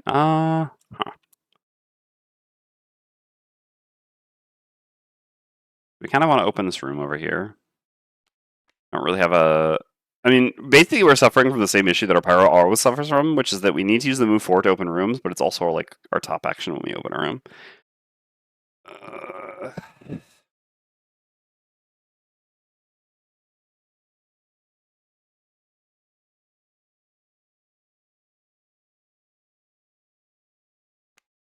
Because I don't want to go in, I always want to move back, right? If I use boots, 1, 2, 3, 4, 5, slide. From there, I don't know exactly what I do.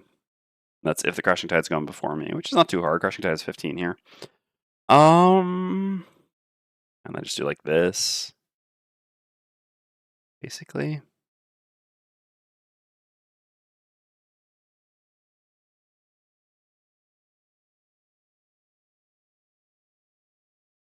Or I can transform this into an obstacle, but that seems generally more harmful than helpful.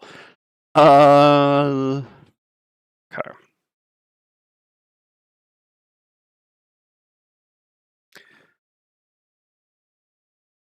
Yeah, I mean, Deathwalker has such an obvious turn here. You even get to kill this on ice, which is nice. But we just don't quite kill it is the problem, right? Take 3, retaliate. So we do, what? 7 to it? We get to 3. And we're kind of trusting this Pyroclast thing to kill it. I guess Pyroclast plus CT. Alright. Yeah. You can kind of see what the CT needs to do based on how the Pyroclast turn goes. I think this makes sense then. All right. Yeah, it seems like a series of cards we can play. Okay, well, Snow makes us an element of choice. I guess I'm not gonna make fire here. I could use fire next turn theoretically. I could use dark next turn as well. Could use dark this turn. I already have light. Yeah, let's just make dark. I really do want to. I mean, basically, the dark is more likely to give experience where experience matters, which is the the peak, the Deathwalker who gains low experience, and the Crashing Tide who has a battle goal for it. Okay, so that's that. So the Deathwalker's up next. So I'm going to do move 3, 1, 2. I guess I should probably stay in my shadow. I don't know. I mean, there's just no world in which we don't kill him, right? But I guess if I'm here, it becomes a little bit more annoying for Crashing Tide. They can just go like that as well. Or like that even. No, they can't go there. But yeah. Like here versus here for going to the next room. I should just stay in my shadow. When in doubt, stay in shadow. All right. So poison you. And then, yeah, I use the top of Ritual Sacrifice. So this is an attack 6 plus 1 for the poison, so attack 7. And I don't have anything special to use. No, I guess I can even execute it if I want with the... that's pretty good, right? I can avoid the retaliate through that. But at the same time, my allies don't really have anything else to kill this turn. I'm pretty confident they should kill it. I should just save that. I don't care about the retaliate that much. Sure. Okay, so we attack. Man, that potion's so good. Do 7 damage. Oops. And then I take 3 from the retaliate. We definitely need to be sure to kill it, but that should be pretty doable, right? Okay. So then Pyro's up next. So Pyro... Oh no, I needed Crashing Tide to go before Pyro. Sorry. I even said that for positioning, right? Because it's like 1, 2, 3, 4, slide to here, 5. Well, do we even... No, yeah. 1, 2, 3, 4, because I have the boots that ignore it, right? Yes. Yeah. Yeah, so I needed 5 movement here. Otherwise, wait, 1, 2, 3, 4, 5. I mean, I guess with the boots this works. I meant to do it the other way, but whatever. I guess we can still make this work, right? Yeah. Okay, sure. All right. So I'm gonna use the bottom of Lava Bomb, so 2 movement to the door. So we have just 2 Frosthaven. So hold on.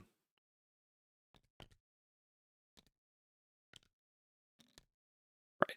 So yeah, that's the 6. Okay. And we're just missing 2 snow imps. So the Frost Demons have +1 movement, but -1, so 3 and 4 respectively. So 1, 2, 3. Yeah, I mean, so basically, okay. Sure, no reason to run in there right now. So then we do, that's 2 movement, 3, 4, plus use the boots. Sturdy boots, or 5. It'd be nice if I could place the Hazard Strain on the door while moving, but obviously I can't do things in the middle of other abilities, so... Alright, and we move to here, that slides us to here.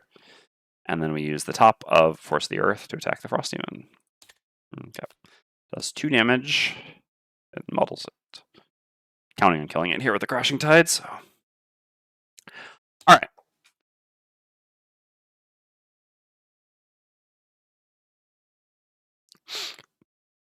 So, next up is the Crashing Tide.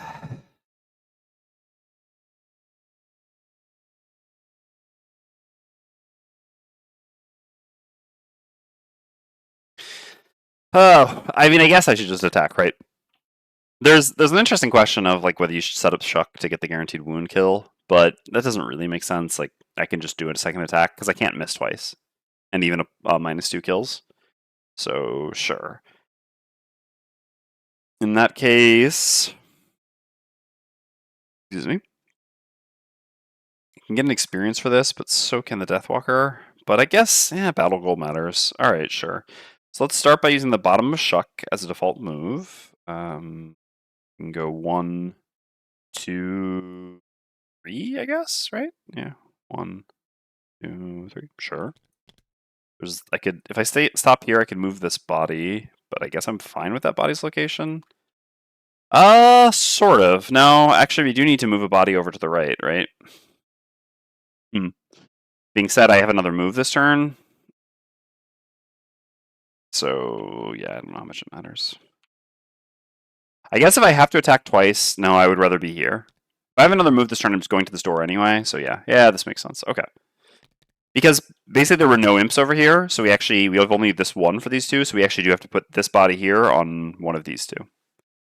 Okay, sure. So I'll stop here for now. And that was the bottom of Shuck as default. Then I will use the top of Mighty Claws. I will consume the dark, gain 1 experience, and add Pierce to my attack, which is no meaning but to give me an experience and attack. There's the add target. All right, anyway, that kills. This is not there, and we get one of these right here. All right, that looks good. And that body being there also makes sense. These are coming from over here, so yeah, actually, we kind of wish we could move this one over here, but this is fine. Okay, so we have still Undertow to play, basically. So the question is essentially, like, yeah, do we want to open a door? I mean, if we think there's only going to be snow imps in there, then we know they're not doing anything this turn anyway. Oh yeah, so they all make the same element, right? I think we had this discussion before. Maybe they can make a different one? Anyway, whatever.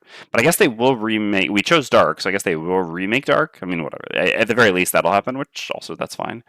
So, sure, we'll use Undertow. Man, the comfy shoes are making such a difference in this scenario, by the way. So 2 movement to the door, and then 1 more movement afterwards. I think in this case, I will just go for the chest while I'm up here.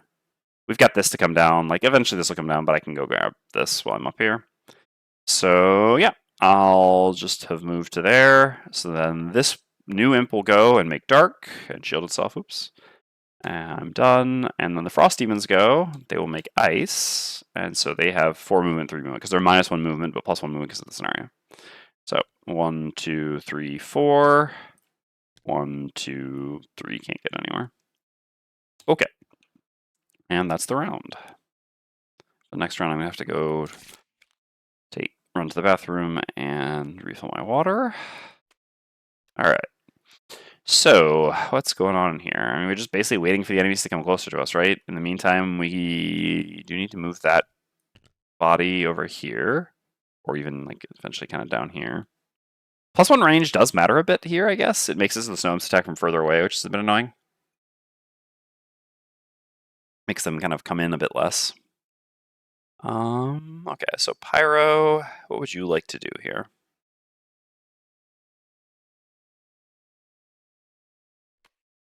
Deathwalker needs to be a bit careful with health, is the thing.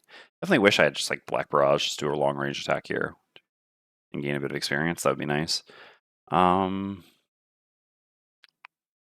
Yeah, initiative is a bit of an issue here. Like, what I'd like to do kind of is just Forceful Spirit's top, because it's good and gives me an experience, but the problem is, of course, well, isn't... Yeah, I mean, first of all, they're very likely to just consume the element. I guess they can consume ice. But, yeah, I really just need to run away, though, is the thing. I mean, do I? I don't know. If this hits me for 1. Poison and Brittle, Curse and Brittle, both pretty annoying. It's for you. Someone does need to go onto that. I mean, that could just be Deathwalker here. The annoying thing is then I just don't do anything else. I mean, that's kind of true for both these characters. Crashing Tide might as well just take a long rest. We won't take any damage. We've got Sharp Chitin up and Chainmail. And we get our long rest perk, so yeah. And we'll just heal off the Brittle. No reason not to just safely long rest up there. Oh. So we don't have fire. Igneous Path is just so little value here anyway. No blow my nose, sorry. I guess I'm going to use this opportunity. Hold on. 1 second, sorry.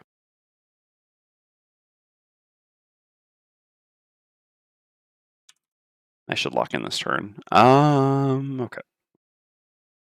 I mean, as usual, Pyro doesn't feel like they can do anything meaningful.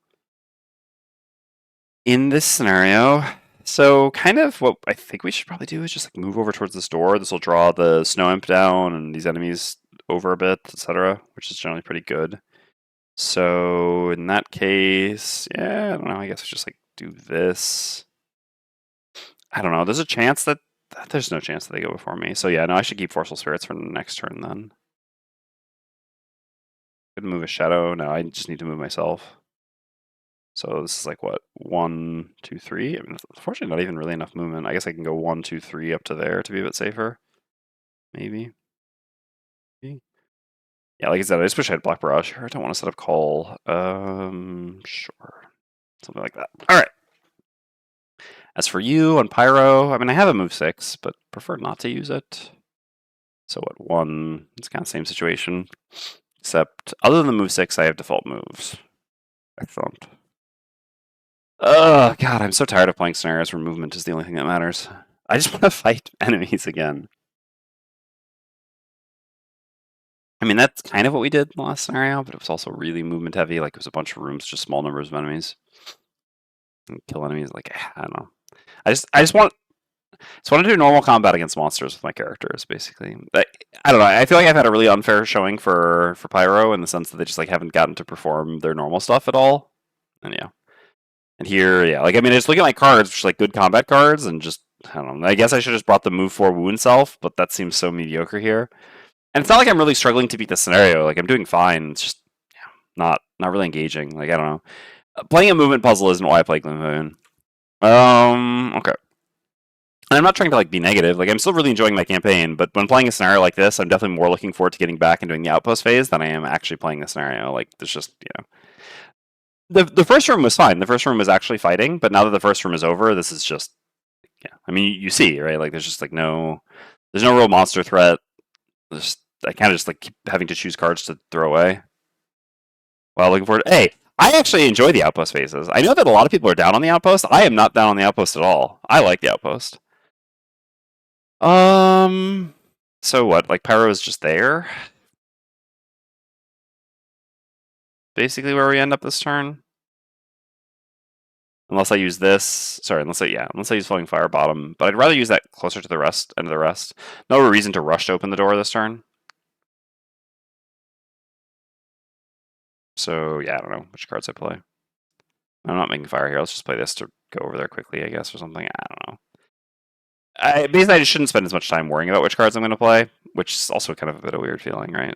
I don't know, let's just play this. I could gain an experience if I want. No, let's not do that. All right, let's just play this card. Sure. All right, Frost Demons aren't even moving, so sure, they're going to use the ice. That means these will actually eat our dark. Remake dark. Yeah, it's a bit of an annoyance, huh? Bit of annoyance. I guess that was a reason to go after, but now going after just puts me in the crosshairs. I mean, Frost Demons weren't that likely to eat ice. Anyway, it's fine. Okay, so Pyro's up. I'm just going to do, a default move 2. 1, 2. I could turn this into an obstacle, but I think that would just be annoying for me. No reason to do that. So, yep, I just do a move 2, and that's it. That is my turn. All right, Frost Demons go. They consume the ice. They don't move. Deathwalker goes, has a move 3. I guess you going there has actually blocked a bit, like, stopped my slide plan. Well, I guess there wasn't really a slide plan. I can still just go to here, but maybe I'll just go down to here, actually, to be further away from the multi-targeting Soimps. Because, again, they have a lot of movement, a lot of range with this challenge. So, sure, I'm going to move and make dark. It's going to get eaten anyway, but it's also just a move 3. So, 1, 2, 3 to here. All right, Snow Imps go. So they consume the dark. So we've got to do a fair amount of figuring things out here. So this is 3 movement and 4 range. 1, 2, 3, 1, 2, 3, 4. It doesn't reach anyone. That's really nice, actually. I did not expect that to be the case. 3 movement, 4 range is quite a lot, but yeah. All right, sure, neat. And then this one will be able to hit 2 targets. Again, they will prioritize. I guess it doesn't even have to get disadvantage, right? You can just go to here. 1, 2, 3, 1, 2, 3, 4. Yep. All right, so we'll attack Crushing Tide and Pyro. So we're both going to get curses. 1 here and 1 here. All right, so first the attack on CT. Okay, and then the attack on Pyro. Okay, sure. So Brittle, I'm not going to bother placing the Brittle there even. We're just going to long rest immediately afterwards and heal it off. So we do get a Brittle here. All right, and then we long rest on CT. We don't have pool power up anymore, so all the cards go away. And that's the round.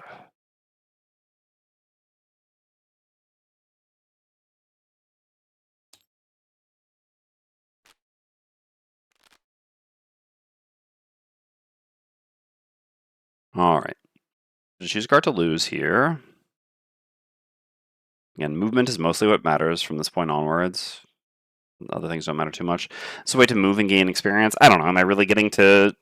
I have to gain 7 more experience to get my battle goal at this point, right? It's possible, but also, like, yeah, why wouldn't I keep this, I suppose?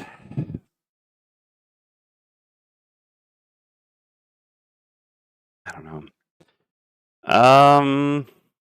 Honestly, I could just get rid of this. The stun's okay. Ish. Ish.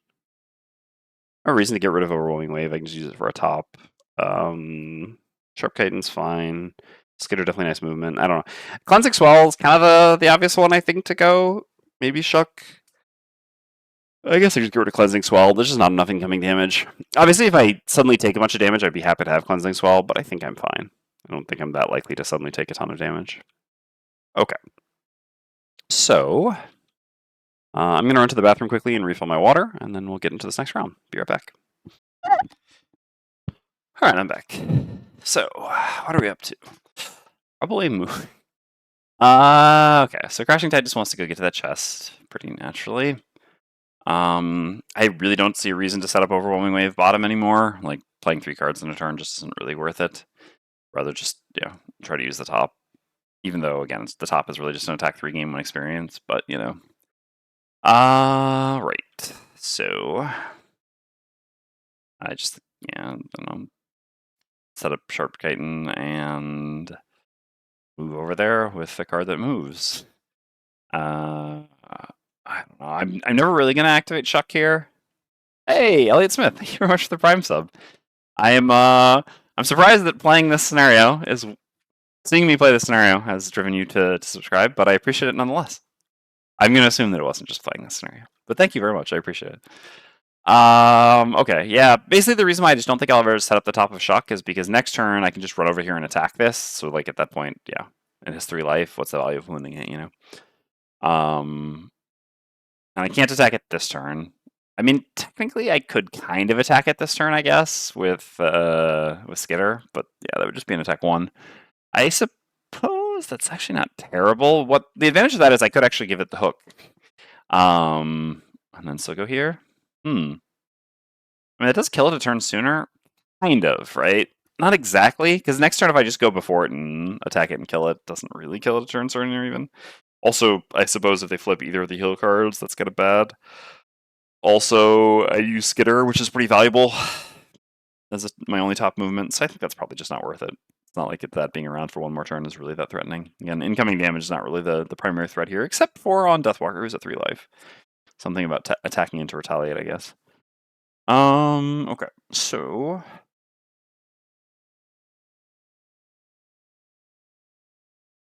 Yeah, the problem is basically, like, I can just run in here, but I have the issue of... So, hold on. First of all, what's going to be in here? It's going to be a Snow Imp, right? Yeah. Yes. It's really just going to be, like, 1 Snow Imp. I mean, I guess I can just go get the chest, then. Like, 1, 2, 3, 4, 5, 6, plus boots. Sure. Alright, yeah, whatever. Let's just go for it. Let's just go for it. Okay. And then for you, I don't know. I might create a shadow. I might just move. I should just, like, play cards and play it a little bit safe. Can they reach me here with 5 movement? Let's see. Probably not, right? 1, 2, 3. No, I don't think so. No, okay. With all that ice, you do have to be a little bit careful, but... Alright, yeah, that's not what I want to see. We don't actually have an element for them currently, although Pyro's planning on making an element. Are these also making an element? No. If we had fire, they would be taking damage. Well, when I said they can't reach me, they might be able to with this, but I think that doesn't matter too much. A little bit annoying is that actually I guess they're going to go so far past this. I mean, if they're kind of in the center, we just like move one over there, one over there. It's not like we're going to be short on stamina to move them to the locations, by the way. Okay, anyway, so Frosthaven, this is 6 movement, plus 1 from the challenge, plus 1 from the turn, so 6 movement. I'm pretty sure it's like 1, 2, 3, 4 to here. And then this one is a little bit more interesting. So what is the closest hex? 1, 2, 3, 4, 5, 6, 7. 1. Yeah, never going around the bottom. Oh, hold on, maybe. 6, 7, 8, right? Yeah. 1, 2, 3, 4, 5, 6, 7, 8. Yeah, not quite. 1, 2, 3, 4, 5, 6, 7. Ah, okay. So it's the same, but you are both closer and early in initiative order, so it's got to be up there. All right, unless someone saw something else, but I think this is right. This is 5 movement. 1, 2, 3, 4. So it's kind of player choice. I guess I can have it go to here, because then already where it needs to be to die. Although it doesn't matter that much, because ultimately we have to move one of these bodies over to here. But anyway, sure. And they have some extra shield. So I probably shouldn't attack into the Retaliate 3 with my Brittle. I could also come up here, but... I also don't really want to kill it up there. Although I guess that's kind of going to happen no matter what, but sure.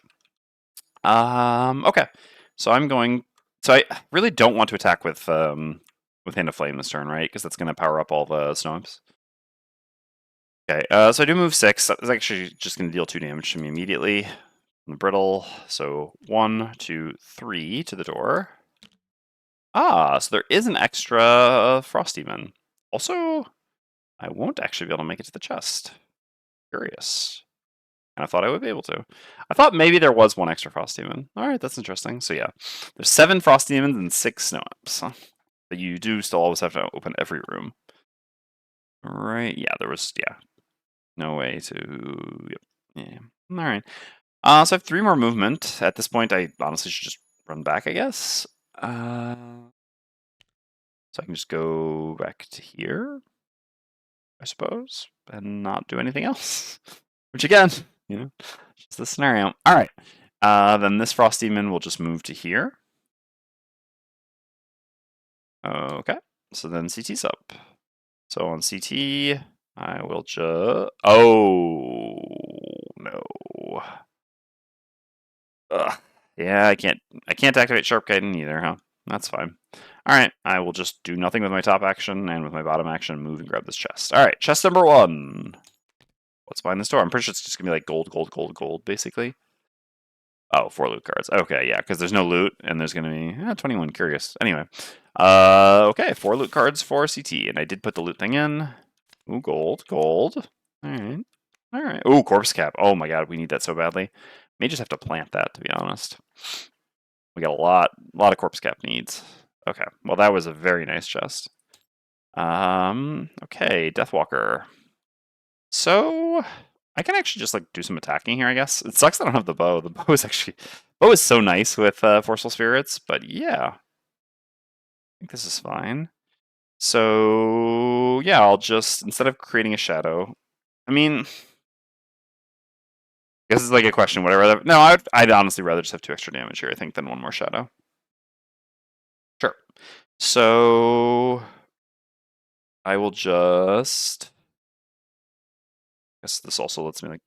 I mean, there's no multi-target anyway. Really don't want to get hit by any of the snow imps, but if I go here, then I won't, right? Yeah. Alright, so I can just move to here with the bottom of call. I mean, I don't know. Maybe I should create an additional shadow rather than doing an attack 2. I mean, I could also do the attack 2 into retaliate. I don't think that's worth it. Going to 1 doesn't seem like a very good idea. I don't know. Having an additional shadow here does seem pretty good. This just makes it so much easier to eventually set up some nice one-shots. Sure. Alright, yeah. Let's, I guess let's just do Forceful Spirits attacking just the Elite Frost Demon for an attack 2. 2 damage. And then we will place our last shadow here using the bottom Cultivus. And again, I don't have anything special to use here. I do have the armor still, I should remember that. Our life is going to be annoying, because I could come here and just do like a really nice battle axing, but unfortunately, the retaliate would be a problem. Maybe we could also just pitch a card if we had to. Kind of sucks a bit, but alright. So, imps are up. So these are going to be attack 1, poison brittles, range 4, so this can just attack Crushing Tide from where it is. What are their numbers? That's number 3, this is number 2, this is elite. Okay. So here, 1, 2, 3, 4 to Pyro. Okay, so 0 damage, but rather significantly poison and brittle. So this one, I think, needs to go to here. 1, 2, 3, 4. How convenient. And also attacks Pyro. Ooh, okay. So this is a base attack of 1, plus 1 for the poison 2, plus 1 for the modifier flip, so 3, so that's 6 damage. Yeah, I can pitch a card, but I probably don't want to. could just cooling next turn. Although cooling also sucks. I'm still poisoned. Ugh. Ugh. Whatever. I mean, what else is Pyro doing, honestly, except absorbing damage? All right. And then this one attacks CT, +1. We don't actually have any passive shield here, so this becomes an attack 2, so we take 1 damage. Poison Brittle's rough. Imps suck. Alright, and that goes there. Alright, so yeah. We're just going to move here, kill you. With their added range, they're not really running up anyway, so I'm just going to have to kill it and then, eventually move the loot down the old-fashioned way. So we'll just use this. Nice way to get experience. Yeah, I guess I'll just move with this. It's default move 3. So can I get away with playing these 2 cards on Pyro is basically the question. I mean, I can use, obviously, the Swiftness Potion. Let's see. Well, I guess I can do one short rest at a time. Sure. Let's do this one first. All right, that's fine to lose Cultivus at this point, to be honest. Not the most important thing in the world.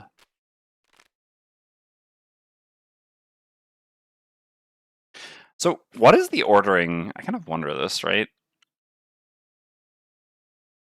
So it was a little bit weird how with ordering, like with added effects for tech abilities versus attacks sort of thing. Guess let's go take a look at the FAQ. Oh,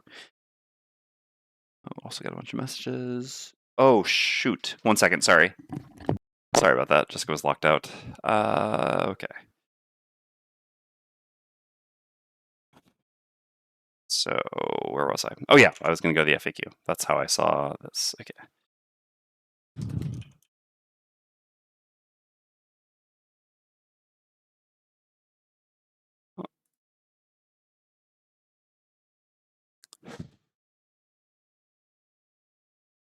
No, there's nothing there. Maybe in specific items. So what is the item number for Battle Axe? It is 136. No, not there either. So basically the thing that I'm not 100% about right now is the interaction between Battle Axe and Restless Spirit's top. Whether the bonus +3 attack will be for the... I mean, I guess it should be, right? Because it would just be like if you added +1 target to an Anger of the Dead. Yeah, I guess that makes sense. Yeah. Or if you used, like a thing. Yeah. Okay. Yeah, so that does work then, I guess. So if I go here and I Battle Axe, I'll get to attack both of them for 6. Curse. A bit of a retaliate problem still. With like pitching a card. Otherwise, this one would be for 7, this for 6 if I use the other card. And I don't lose a spirit that way. I mean, that's probably just better. And then just apply poison to try to kill one of them outright. Okay, so then these 2 cards. These 2 cards. I think I will play them. Hope for the best. Okay, so now I'm doing that. It's pretty annoying, actually, because it means I won't get the kill on this turn with the Crashing Tide, which is a bit obnoxious, yes. Definitely obnoxious. Okay. I can have an element of choice. Yes, I mean, I'm getting an experience here anyway. I guess I still can create a dark? Sure. All right, so imps are shielding up. So then Deathwalker goes. So on Deathwalker, I'm going to move to here. I have no more known cards, huh? I mean, I should still poison here. This just seems better. All right, so I will move to here with the bottom of Lingering. I mean, should I just be using the top of... No, that doesn't make any sense. It's the kids that are wrong. All right, so I'll move here, poison this Frost Demon with Lingering Rot. So this is a 7 here. So, no, this is a 6 here. It's a 7 here, +1 with poison 8.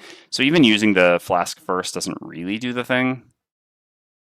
7, 11. I mean, no, it's a 6 here, so I would have to get a +2 or a crit. A crit already kills, so it really just helps for +2. I don't think that really makes sense. Okay, sure. So, yeah, this Retaliate is really hurting Deathwalker here. All right, so I go there. I will use Ritual Sacrifice. I will go ahead and use the Battle Axe to target both hexes, and I will go with this normal Frosthaven first. I guess I can decide to... No, I can't interrupt the ability, yeah. So anyway, here first. Okay, that's fine. That's exactly what we're counting on, because again, 1, 2, 3, 4, 5... Or sorry, so 4 shadows, plus 3 is 7, plus 1 for the poisons. That does kill. Okay, and again, we don't get these, we get these. Okay, and then here? Yeah, not quite. All right, so this was a 3, plus 3 is 6, plus 1, 7. Bring them to 5, and I take 3 retaliate, which means I have to pitch a card.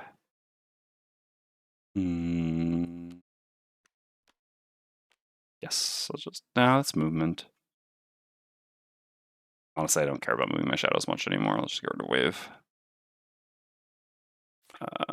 Okay. Other than my battle goal, can't really be done anymore. I do like gaining the battle goal. I don't know. At the same time, there's a bunch of work still to do in terms of moving here. I guess technically, no, I still have lingering rot to do with. All right, yeah, we can get rid of that. Okay, so CC's up next. Yeah, this is gonna be a little rough, but anyway. All right, so CT is going to just use the bottom of... I could do the Pierce attack here, but that's not really better, and I just keep the Dark this way. And I can use the Dark next turn on Deathwalker actually pretty effectively.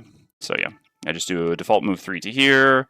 I'll still go here. I gain an experience by doing this, and also this sets me up to then attack it again next turn, and hopefully like loot and put the thing down here. So attack 3 here. Also, I guess if I were to crit, I would do 1 damage. No. I just gain 1 experience. I don't think I gained the experience already. No, I did not. All right, and that's my turn. Then Pyro's up. So, Pyro. What do you want to do? Yeah. Try to avoid death. Seems like a good plan.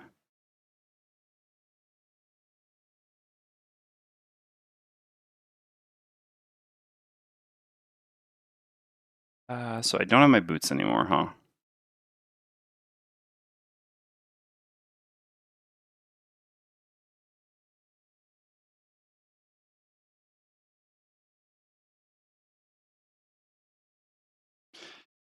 So I can use the potion to jump over here to trigger the heal on Deep Fury and do a reasonable amount of damage, which is pretty nice. It just really sucks to use a movement potion in a scenario that is so much about movement and so little about combat. But, I mean, we are in a relatively tricky situation here, like 3 health, 4 health, poison the riddle. The heal would be pretty good. It just also lets me kind of be productive this turn. Otherwise, I can transform this, which kind of just gets us the what we need next turn anyway. I think that's pretty good. And just step back here to not get hit, essentially. We're going to step down to here, maybe. Yeah, it seems fine. Yeah, okay. That seems fine. All right, so let's make Earth. Let's gain 1 experience, and let's get rid of this and make one of these right here. Oh no, we don't want to put those there because yeah, it can be confusing with the scenario special rules. Oh no, those aren't. Well, anyway, whatever. We made some nice stalagmites. That does 2 direct damage here. I should have actually used the potion on Deathwalker. Unfortunately, we have new information since then. Yeah, I forgot we could just get a guaranteed kill with this. Anyway, it's fine. We've got the ring on Deathwalker, and we're in a shadow. Okay, and then I will just use the bottom of Deep Fury to go to here. And I'm done. So then this will attack the Deathwalker. This is an attack at -1. So this is attacking for 3 with disadvantage because we're in a shadow. So for 2, honestly, I think I'll take it. I can just use the ring later. This doesn't mean I can't short rest, but I'll just long rest. Okay, and then this Frosthaven comes to here, and we're just going to immediately use the Cloak of Warding to bounce you back to here. Okay. And that's the round. So the Deathwalker, we definitely want to use Forceful Spirit's top here, and we just need to move a little bit before doing it. I think I can do this.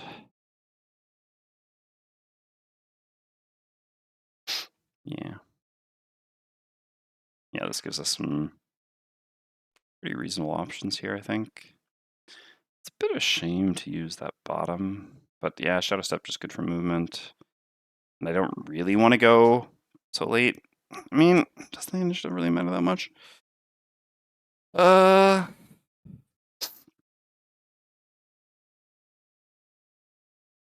don't think it does matter that much. I think I can go. I don't think there's a difference here between 32 and 20, basically. I mean, there's the 24 from the Imps, but I don't think Frosthaven have anything in that range. They've got the two 18s, then after that, I think, yeah, it's like 38 and plus. And yeah, this, it's at 37, so 32 still beats that. Again, the 24 doesn't really matter. I'm not within range 2 of the Snow Imp. So yeah, I actually think I can do this, which is a bit better. Okay. Pyro really wants to take a long rest here. It's dangerous long rest, though. I mean, this likely comes and makes me pitch 2 cards.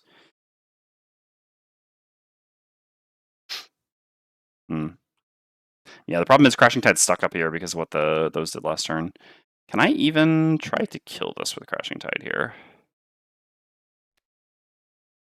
Not very effectively. Like a default attack? Oh, I mean, I guess, yeah, I fish hook, but then I still don't get to move his loot, right? That's the problem. This really sucks. But I can't go with this initiative. It'll have moved away from me almost certainly. Yeah, the shield that they did last turn really messed us up there pretty badly.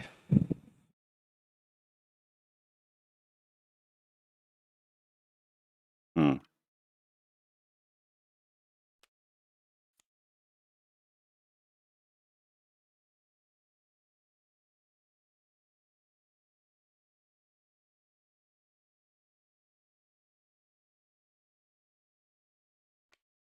I think I'm just doing this and hoping for the best. Oops, sorry. Pyro probably should just short rest. It's really high risk to long rest here.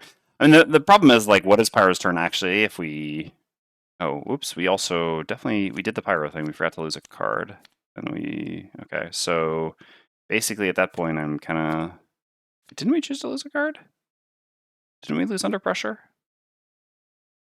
I mean, I haven't used it. I guess maybe I used it as a default move. I guess maybe I just put it in the wrong pile when I chose to lose it. Anyway, yeah. I think I will just short rest here. Now, I guess because I ended up playing an even number of cards. No, I did forget to lose a card. Okay, so basically we need to short rest here, and then we need to essentially just like hemorrhage 1 turn, because we should actually be 1 turn closer. I mean, this will actually be to our disadvantage in the end, because like basically I could have had a... Like last turn I had very bad cards to play, right? I could have had a better turn, but anyway, okay, so short rest. Sure, we lose that, and so now we just need to like basically act as if we played 2 cards. Okay, 1. Oh, not actually lost. Let's just go in our discard pile, but okay. All right. So there's not a lot I can really do, unfortunately. The pull actually is something I would have really liked here. This is actually a card that does something. So I have my item to create has trade. Otherwise, I can go over here and start fighting you. But I don't want to fight you over there is the thing. Yeah, the pull was really good. Yeah, that was like the one card I really didn't want to... I mean, I lost my push and my pull here, and I could do something with both. Really annoying. But basically, like, yeah, I can't... I don't want to choose different cards. Like, basically, I'm over punishing myself here, but it's what it is. This is what happens when you make a mistake and you can correct it. I guess this is what I have to do. Yeah, it's just really annoying because I don't... basically, I wouldn't actually have gotten rid of that card. I would have gotten rid of like the 2. Well, anyway, regardless. I'm essentially losing my best turn at the cost of having done my worst turn, if that makes sense. Since the extra turn that I got was the end of my rest cycle, where, I mean, you saw I did like 2 direct damage here, and just a default move.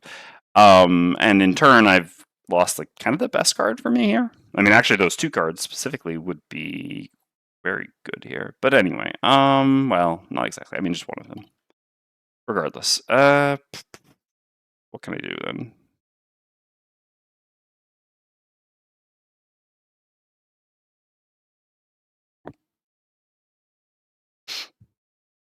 I think I'll just play like something like this and this here and try to have some plans to do something. Alright, so Snows are not attacking. That's very fortunate. That is the 24 indeed. Alright, so CT's up first. So I'm going to start by just doing the top of Smashing Torrent and really hope to get a kill here. Draw a nice little +1, so this is just an attack 2, whether default or not default. Oh my god. This is really getting to be a bit annoying. Alright, and then I will just heal myself for 1 to remove the poison and the brittle. This is really starting to be a problem up here. CT is failing to kill a single snow imp. I mean, yeah, that shield turn was so brutal the way it worked out. Alright, Pyro's up next. So, yeah, I mean, Frost Demons are attacking here. They're going to do some piercing. That's fine.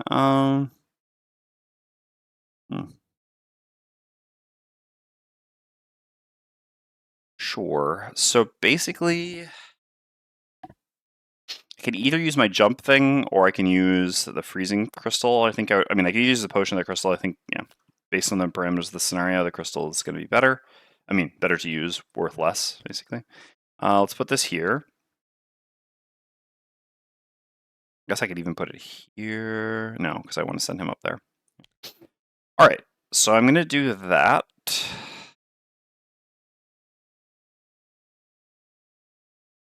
Yeah. Then I'm going to use the bottom of Igneous Path to move to here. I guess technically this will create a hazardous terrain. I doubt that terrain will ever matter, but no, my eyes are immune to it anyway. And then I gain 1 experience, I heal these things off, and I do an attack 4 push 2 targeting this normal Frost Demon here. Jesus Christ.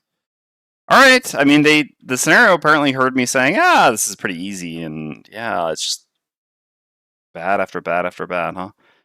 Alright, and then I'll push you 1, 2 to here, which does 2 direct damage to you. Okay.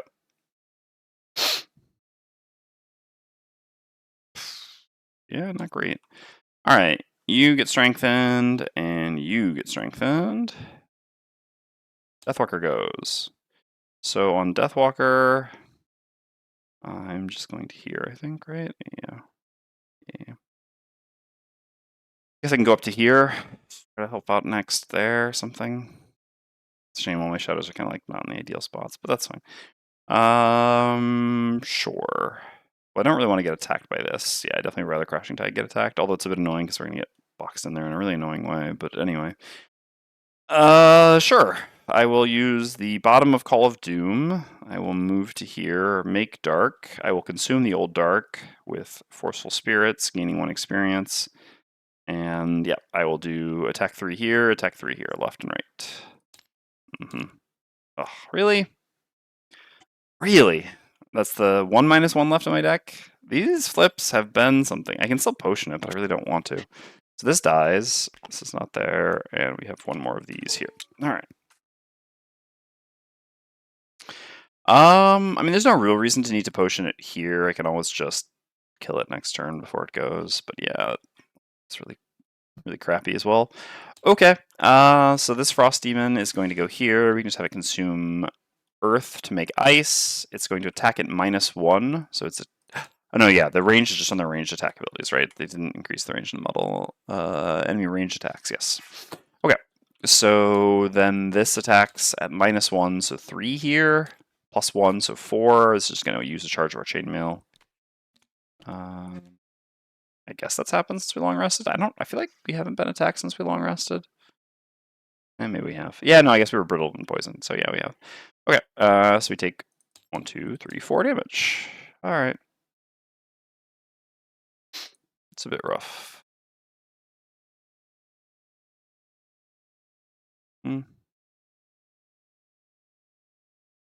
I can't believe we missed here.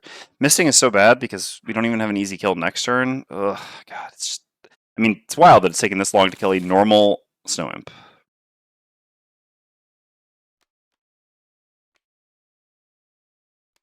And the fact that it's up in such an annoying spot creates some problems as well, basically. Okay. So, yeah, I don't know. Pyro should just go in there and fight that. Fight me. I don't want to fight. Kill it in there, though. Can I go help out somewhere else instead? I guess I can go kill this, then? Seems okay. Sure. Let's go do that then. Deathwalker.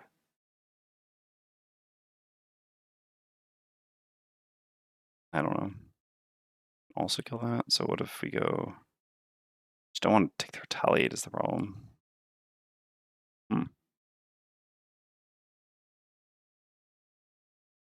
Could do this instead. Yeah, that actually I think is better. Us, we're just in a lot of trouble up here. Like, oops, this and this. I don't know. Just in a lot of trouble. Lot of trouble. Deathwalker. Yeah, so you're just gonna have to go kill that, basically. And we can maybe use this to go help out. Yeah, alright. Depending on what they do. Yeah, I really need the Gnomes to go after the Crashing Tide here, but obviously that wasn't very likely at 51, so. Okay, so Deathwalker's up first. Yeah, so we can definitely do some things here. Man, Deathwalker once again just saving the party, right? Well, I shouldn't speak too soon. I really need this kill. So I'm going to use the top of Shadow Step. I'm going to move to here and attack here. Okay, that's still good. Hmm? Didn't we go? Hmm? Oh, we got a reshuffle? Did we miss last turn?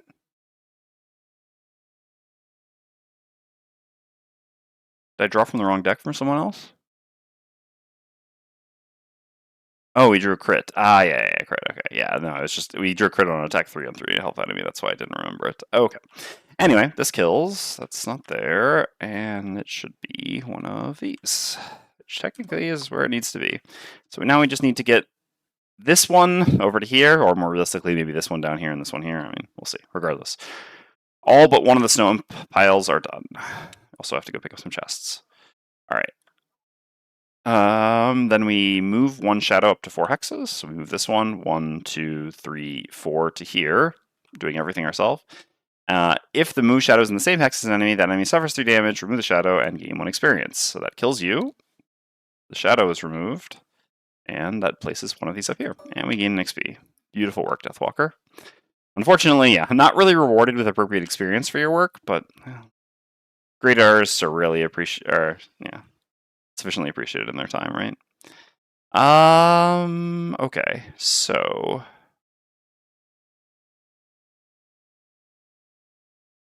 I'm just gonna go hit that and move, so this moves up a bit. Unfortunately, there are elements for it to consume, so yeah, it's gonna do the mean stuff, right? Yeah. Alright, anyway, I will do Lava Bomb as a move 4. I mean, I guess I could keep it away from hitting someone else, but I have the ring here, I should be fine. I do really want this to move closer. Alright, yeah, so Lava Bomb as a move 4. 1, 2. There's no real way to get there, is there? Oh, that's really annoying. I can get here, but then I can't hit. I mean, hitting's probably worth it. We should have time to get to there later, I guess. It's really annoying to do, though, huh? I guess we can hit this. We do actually have line of sight of you. Yeah, all right, that makes sense. Sure. So I guess I will use Flowing Fire to attack this Snow Imp here. So it's like 3 hexes, 1, 2, 3. And again, we have line of sight. We draw like that, corner to corner. Nothing special to use here, so this is just an attack 2. Okay, 2 damage. And then I use Lava Bomb as a move 4, and I go just 1, 2, 3 to here. So we do want to leave one of these here. There's no real reason to move it. So yeah, we'll just move this one to over here then. Okay. I guess that doesn't move this in as much as I would like, though, is the problem. Just moves it up 1. I mean, we could still change where we move.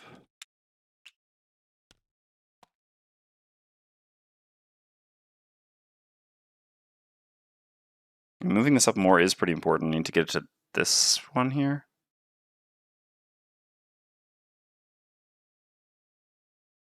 We do need to move one of these over, but I guess that's easier to do than to make this move up. Okay, sure. So hold on, I was here. 1, 2. Guess I should see how much this is 4 movement and 4 range. Yeah, I mean it's always 2 targets, right? 1, 2, 3.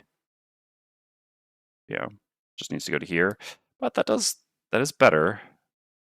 Oh, I guess it'll move up anyway to hit multi targets. Yes. Okay. Great. So yeah, I can go here and move this here. Precisely. Okay. So Snow Imp goes. These would use ice.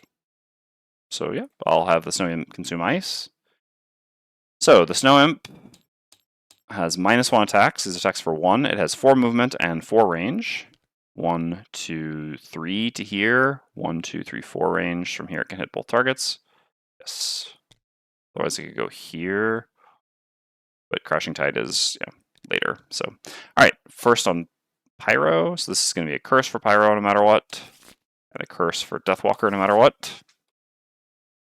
And then Brittles for both as well. Alright, so first on Pyro with advantage. Okay, that's no damage. That's very fortunate. And then on Deathwalker with advantage, and we're pretty prepared for this. We're just going to use the Steel Ring to take no damage. So this ended up being an attack 3. Steel Ring gives us 4 shield, so nice.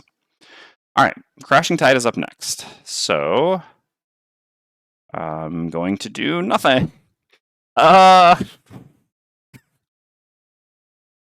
Being stuck up here really sucks. I don't know, maybe I should just start hitting. This is going to... It's going to step back, which is actually pretty nice. I like that. We should have done that first. I should definitely always... Alright, well, so one thing I'm always going to do is I'm going to use Cresting Force Bottom to move this loot to here. I should certainly always attack with Skitter. So I'm basically always going to do this game 1 experience and have an attack 2. The real question is whether I should do an attack 1. I think the answer is probably not. So sure, I will do the top of Skitter, doing nothing. Then, I mean, the first ability, nothing. The move, nothing. And then just do an attack 2. Excellent. 1 damage, and I take 2. And then I use the bottom of Cresting Force to do a loot 1, which allows me to move this down to here. Okay, and the Frosthaven's going to go. It has range 2, so it steps back to here and attacks. -1. This was attack on +0. I think we have 1 chainmail charge left. Yes. Okay. So that's 2 damage. Alright, yeah, we're all getting pretty beat up here, but we also have the potion to throw at one of them. Unfortunately, they're both at 5 life. That was an argument for like doing the extra attack, but a +0 was still good enough, and I don't know, it's like pretty inefficient in terms of damage exchange. Alright. So if I short rest with Deathwalker, I cannot reroll. These are my cards here. I think long resting with Crashing Tide definitely makes sense. I tank effectively while long resting anyway. We really, this isn't strengthened anymore. I do want to kill this. Can't really count on Pyro to do that for obvious reasons. I should short rest on Deathwalker here. Right. Okay, that's fine. That is fine. So, we have no elements. This is 4 movement to there, unfortunately. That's not super possible.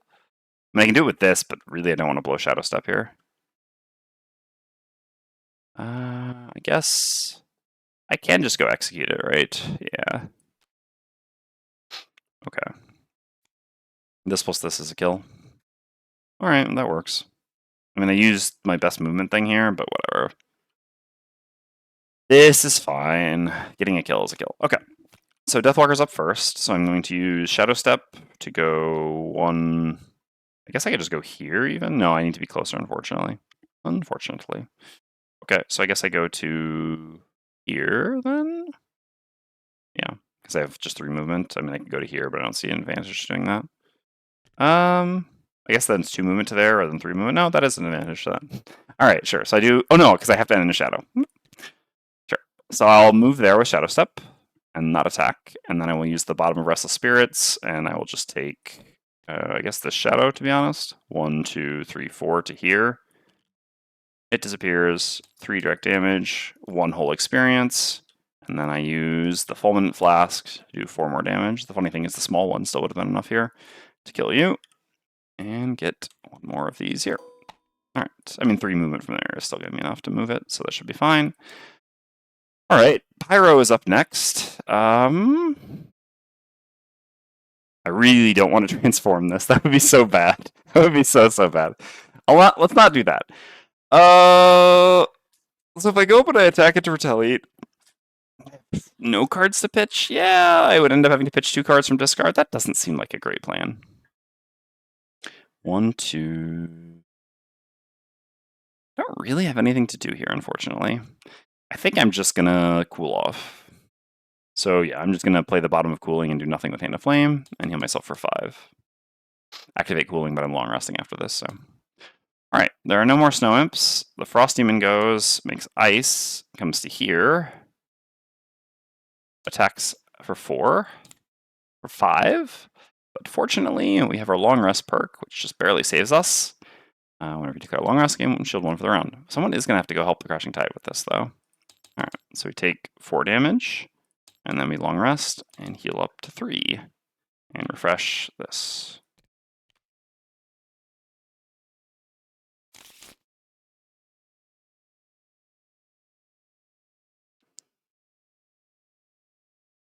So we're once again boxed into this room, which is pretty annoying.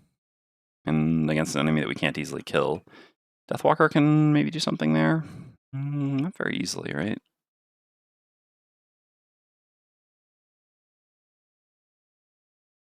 Not very easily at all. Alright, well, we'll see where this goes. Alright.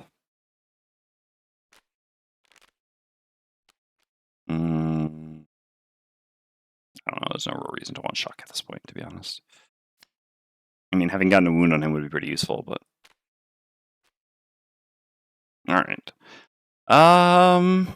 So Pyro maybe should short rest here. I guess I pull this into this is also really good. Yeah. Alright, yeah, let's short rest then. So... I move 6. No, I don't want to lose that. I'll reroll. Not the pull. Alright, that's fine. Losing cooling is no big deal. Just take 1. Okay.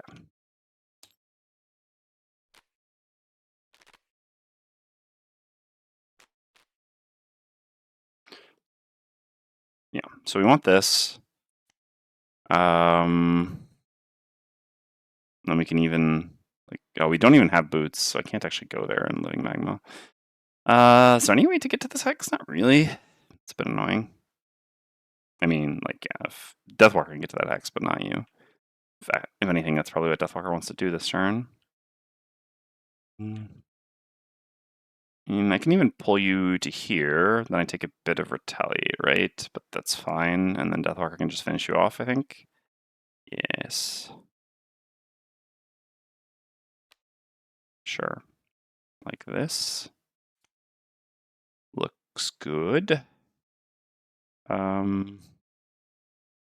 then afterwards, I can just kind of count on moving. But I still need to actually stay here for Deathwalker to make it to this hex, right? No, because I guess if the enemy's here, Deathwalker can go like that. Yeah. Okay. I don't actually have to get this thing's body somewhere useful is the interesting thing, right? Yeah, its body doesn't really matter to me. I do just want to kill it, though. 1, 2, 3, 4, 5, 6, 7. Here, Element, morning. Wishing you well and hope you never pull the null card. I've pulled it a few times, but yeah. Modifier flips aren't the most important in this scenario. So I guess we'll do this for movement and use the jumpy potion here. Okay. So then Crashing Tide. So this we do have to relocate down here. So we need to move onto this. I guess we can even like move to here. Not quite though, right? Yeah, this is only one movement. There's not really a way to like go there and then, you know. Should I just be setting up Skitter? No, that doesn't make a lot of sense either. So basically, well, no, yeah, because it's the, So what do we do? I mean, we're basically counting the Deathwalker plus the Pyro are killing that Frost Demon. And then from there, it's pretty much just a movement expedition. Yeah, we don't have +1 movement boots, so that doesn't really do the thing. I don't even know. I mean, I can...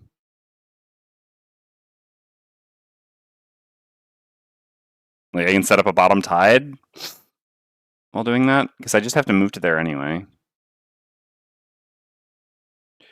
We have 8 cards here, so it really doesn't make sense to activate Overwhelming Wave this rest cycle. I can't set up this bottom tide and get the loot, which is what I need to do. Obviously, this bottom tide would be very useful here, but yeah, that doesn't quite work. So it mostly doesn't really matter what I do, huh? Doesn't really matter too much what I do. I mean, I guess to gain experience, I could just hit it before Pyro pulls it. Not really possible with this. I guess setting up a bottom tide can give me an experience with this, so sure. I guess I'll just play like, I don't know, this then. And we do this to just move on the thing, sure. All right, why not?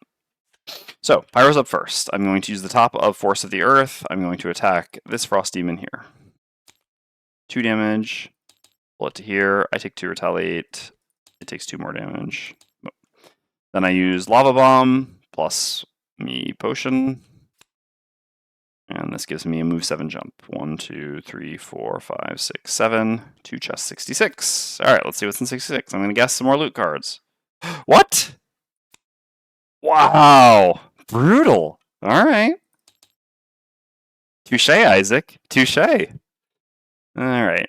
Yeah, that happened. Okay, so then Deathwalker goes. I'm going to do... Oh, wait, we're going to create Dark any... I don't know, whatever. It doesn't... I shouldn't have played Skitter then. This was actually a mistake. I forgot we're creating Dark on Deathwalker. We're going to miss out on a movement. Actually, I'm just going to change this. You know, again, has nothing to do with anything that's happened thus far. I just not paying attention on cards. Just throw a card in here. Boom. Okay, sure. Because basically, the only reason I was doing that is just to create a bottom, because I was using Skitter to move here to be able to create a bottom tide at the same time to make Dark so that I could gain 1 experience next turn by doing a move with Dark, but I actually don't need that because Deathwalker's creating Dark for me, and I knew this was happening. I just wasn't paying attention. Okay, so I will use Call of Doom to go 1, 2 to here, and then I will use the top of Strength of the Abyss to attack this Frost Demon. Okay, and kill it. And that puts another Frost Demon body there, which doesn't really have any significance. Honestly, I'm just going to keep this off the map. Because, yeah, I won't need it. It's just going to add clutter and get in the way. All right, and that goes to there. Just delete this one. Okay, so then Crashing Tide's up. So on Crashing Tide, I'm just going to literally just move to here. A very exciting turn. I guess I can make light with, and Deathwalker made dark by activating Sharp Kite and putting this here. All right, and from here on, it is just a movement puzzle, so we don't need to go through like playing rounds. I can just like show these cards do this, these cards do this, rest, etc. It's always long rest from here out. Okay. I mean, because yeah, this is a 100% win from here. There's no way we don't get there. The goal is to get experience, battle goals, and chests as well. All right, so let's start mapping some things out. This is the very exciting Gloomhaven play that we all, or Xhaven play that we all are here for. All right, so Deathwalker has 2 cards. I guess Deathwalker can, like, so there's 2 things to do here. 1 is to move this onto here, and 2 is to go down here and get this. And I guess we can kind of work on both of those things. Okay, so Pyro doesn't want to use this right away. This is a bit more life costly if we do that. So I guess we're just playing a card for movement here. So yeah, basically Pyro will just play 2 cards here. So we do move 2, do nothing else. Okay, Deathwalker plays 2 cards here. So the question is, should I just stop short here? Or should I just keep going? I guess I'll just stop short here. Just, yeah, why not? I don't know how much it matters. All right, so we move that there. Those are our 2 cards. No, there's no loot in the scenario. The chests are basically what give the loot, and I assume there's going to be some loot rewards at the end, but all the monsters don't drop loot. That's correct, Lord Bulb. But there is a loot deck, and we've thus far drawn 4 cards from one of the chests. So our goal is definitely to loot a bunch of chests here, because yeah, otherwise we don't get any loot. All right, so that are done, and CT's turn is literally just going to be basically going to here, I guess? And then if we use a loot ability from there, we can move this one down as well. Just kind of the same thing as just moving to there and then moving to there. So yeah, no reason to do one or the other. Oh yeah, also we want to use this, which consumes dark this turn for an experience. And yeah, I'll just throw away a card. The other card doesn't matter. All right, so those are our 2 turns, or those are our turns. We go here, so we gain 1 experience. Dark goes away. This gets moved down to here. Okay. These here, and from now on, I'll stop putting cards down here as well. It'll just save time to keep everything up there. All right, so then, oh, that's correct, yeah. Then we do long rest on Deathwalker. So this round, you heal for 2. Do you have any items to refresh? No. Long rest on Deathwalker this round, and so in here we have this. So we can do this round, I think. Yeah, that would be 3 total damage, so we probably should. So it's 6 movement. So this one needs to be, ugh. Is it annoying to use to pay that much life for this? Don't have my boots or anything, no. But yeah, I mean, it's not like life really matters. Okay, so I will play Flowing Fire. So this will end up dealing 3 total damage to me. 2 this turn because of the brittle, and then 1 next turn when I long rest. So I take 2 now, go to here, and I move this one on to here. All right. So that's all good. So there's just, yeah, this one here to get down to here at this point, and we have everything else done. All right. So that's that turn. Again, I'll just put these down here for now until we've gotten the Deathwalker's Rest up there, and then etc. Okay, and then for Crashing Tide, we have no way of gaining experience here, and so all we're doing is just, yeah, continuing to move, and then we'll just move this one to here. It's an easier spot to go to. Okay. It's 2 cards as well. Cards don't matter so much. Fortunately, with nothing to attack, it's going to be hard to get that last XP. All right. Deathwalker with a long rest. We choose which cards we have. So from here, I actually cannot play 2 losses in a turn, right? Yeah. Unfortunately. I have like 2 bottom losses, but hold on, yeah, it is. Perform 2 actions with lost icons in the same turn. Yeah, okay. So I don't have to worry about trying to accomplish that battle roll anymore. Yeah, losing Call to the Abyss unfortunately cost us that, but it is what it is. Oh yeah, we also can't do Wastrel anymore. We probably should have done that towards the end there. Yeah, we messed up. Well, they don't call me Mr. Battle Goals for nothing. Okay, so then we do a long rest on Pyro this turn, so we take 1 and then heal 2.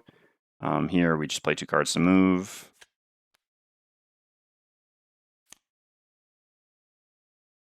We do have a top loss, but we can't actually perform it. Yeah, I don't know. Yeah, sorry. Yeah, the quality of the cards is really bad today. There's, I don't know, some bug that's come up for me now as well that apparently came up for another streamer, I mean, I guess YouTuber before. I'm going to try to do some things to fix it before the next time I stream, but didn't really have time to do that today after discovering it. Also, I have about 30 more minutes before I have to go, but we should be able to get through all this. Anyway, so yes, I cannot actually use this. Anyway, so CT just moves to here, which moves this, I guess, to here. I suppose, yeah. And then Deathwalker, a little awkward, because that kind of makes us not want to move, but we don't really have an advantage. I guess we can not move and move a shadow instead. That doesn't really help much, right? I mean, I guess that's a form of movement to some degree. Sure. I guess, yeah, and it allows us to reposition this a bit. Whereas I can put that, no. Yeah, it's a little bit annoying here. All right, sure. So on Deathwalker, I will just play like this to move a shadow and just throw away a top card, which is this. All right. So Deathwalker discard piles there. So I stay here, which allows me to end of turn loot this and move this to, I guess here is impossible to get to, basically. No, I guess CT could get there next turn, but we're in a long rest, so not really. So yeah, let's put that there. Okay. And then I move a shadow 4, basically 1, 2, 3, 4 to here. Okay. Yeah. Arrow's long rest. Use a card to lose. I'm just going to get rid of the picture-in-picture. Just going to choose this to lose. Okay, and from now on, I can just do everything up here. Discard pile, do lost pile over here. All right, so I'm going to get a long rest on CT, heal for 2. We want to make dark here because this is a way to, so let's see, we get like this, and then move 3, yeah. So we do Shadow Step plus Call. So Shadow Step goes 1, 2, sorry, no, I guess 1, 2, 3, and then Call goes 1, 2, 3 to here, and we make dark. We'll want this for a CT next turn to gain experience, although I think, again, we're not going to be able to get there. As for you, I guess technically Living Magma gives an experience, right? Although, again, I don't care about gaining experience on Pyro. Because I guess it just ticks down no matter what. doesn't actually, like, the triggering is what gives experience. But anyway, don't care. Okay. Sure. So, I mean, I guess realistically, I don't actually care about doing anything else on Pyro at this point. I should just get in position to end the things. So sure, let's just go ahead and do like a move 4 plus this. 1, 2, 3, 4. Let's just say. Okay, so you're done, and long rest on CT. I think I already did the healing. Yeah, sure. I'm scared of Undertow. Doesn't really matter. Okay. Then we just do long rest on Deathwalker.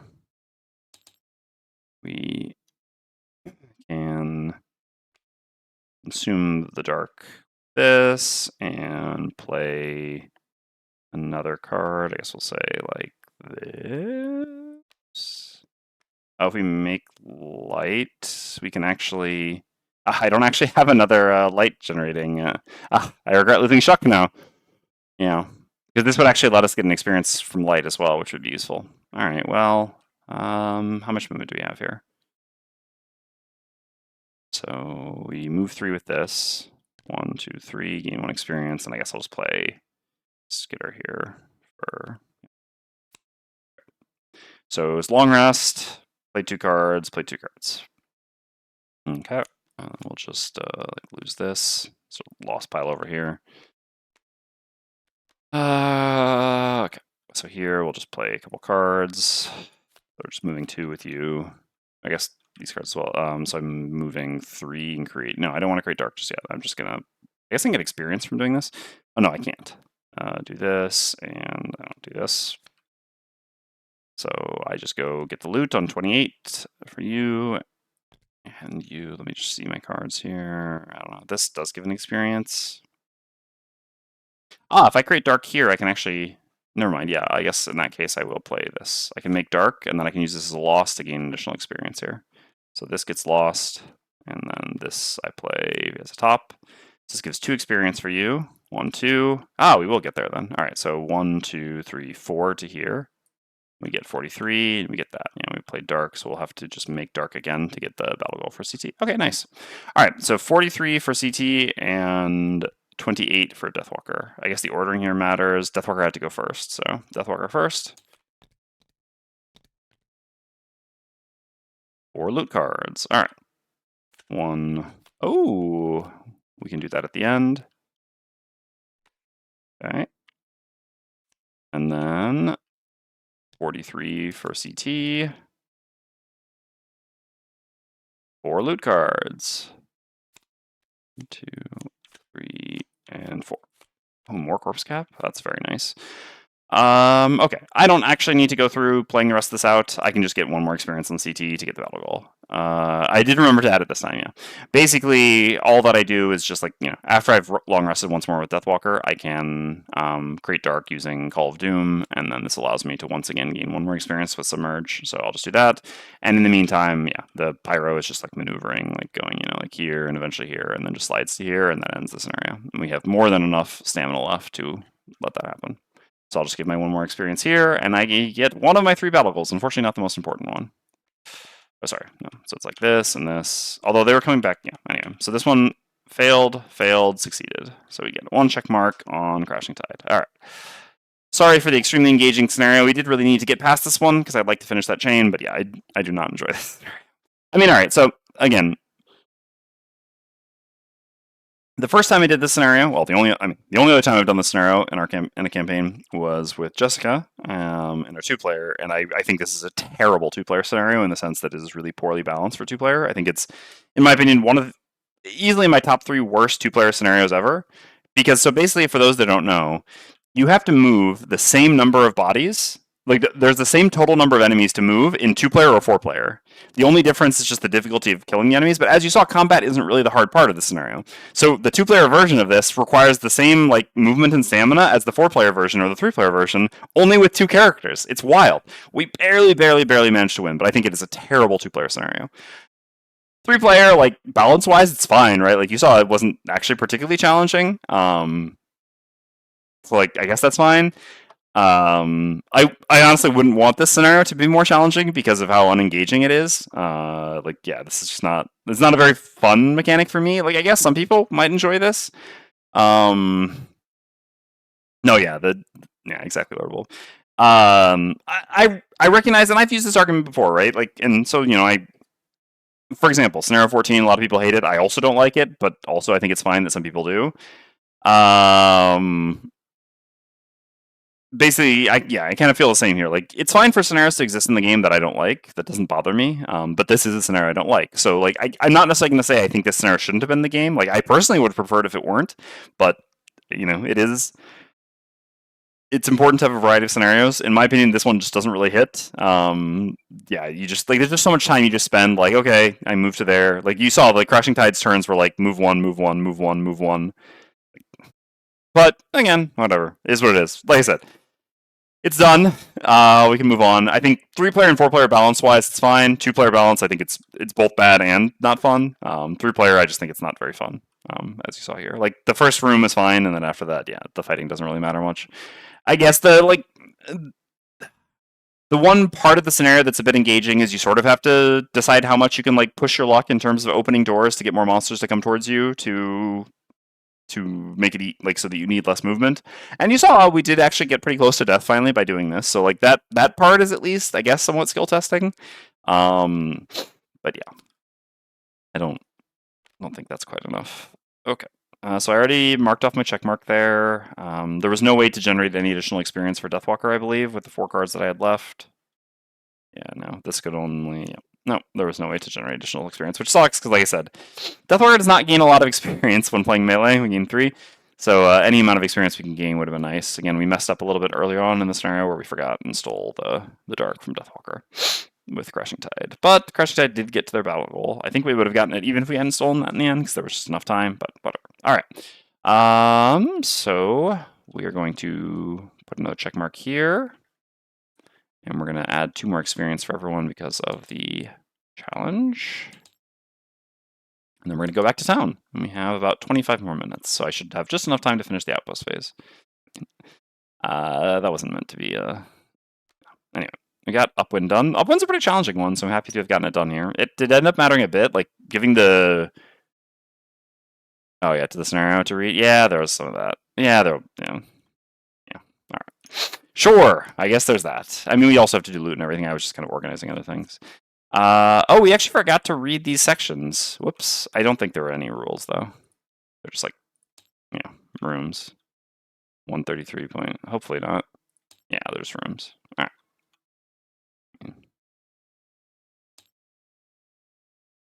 Yeah, just rooms. Okay, great. So 90.2. 1 morale and 1 inspiration. So we should be at 3 inspiration now. And we unlock scenario 55. Unfortunately, also not a great scenario. Okay, so we go up 1 morale. I said that I was about out of double builds, but game heard me. I'll put the inspiration there. Well, I guess I'll just do it now, but I'll need to like re-toggle it afterwards. Okay, so then we can get rid of this and this. And we do game setup, scenario 1. Grab all this. Oops. Bring it down here. Okay, and then we toggle the inspirations so that it stays. What are our things again? So we didn't gain any check marks. For us, we just need to, we're still looking for Corpse Cap craftable potions, and for us, purchasing enhancements. Okay, so nothing to worry about there. All right, so we need to get some loot. Oh yeah, we'll get to do this. So no matter what, we get 6 gold. All right, 1 snow thistle. Ooh, how useful. We really needed more snow thistle. And we will roll the die. All right, so obviously, just so that we're clear, since some people might do this differently, just like the Europeans who count like, what is it, like this instead of like this or like this? Ugh, what a terrible idea. Anyway, 1 to 10. Okay, 2. And obviously, if we get 10, we would just reroll. 29.1 is what we read here.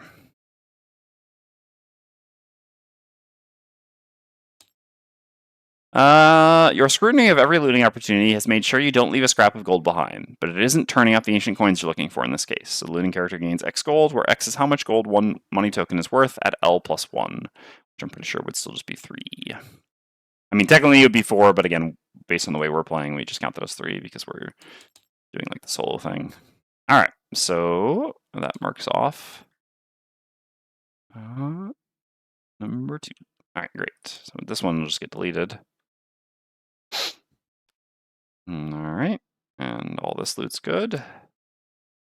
So, what do we have here? 9 gold. Excellent. And then it's going to be 2 lumber. 1, 2, and 4 hide, right? And 2 corpse cap. Yeah. Beautiful. So 2 lumber, 4 hide, and 2 corpse cap. Oh, potion crafting time. Is inspiration right? Is this the only second scenario for the Deathwalker? This is the first scenario for the Deathwalker. But yeah, I just zeroed out the inspiration when I retired the Trapper, which was actually which was replaced by Coral. So basically, yeah, because the inspiration might not have been tracking correctly, it was safer to just, once we did our second round of retirements, which was with oops, I said the name, sorry, which was with Trap. Then I just zeroed the inspiration, and at this point, it is correct. I've only done 2 scenarios with the Coral, and so we've gained 2 inspiration from scenarios. And from here on, we'll try to do our best to pay attention to making sure we increment it correctly. So this is only the second scenario? Yes, this is only the second scenario with CT. That's correct. And we just gained 1 from the reward. That's why we have 3. All right.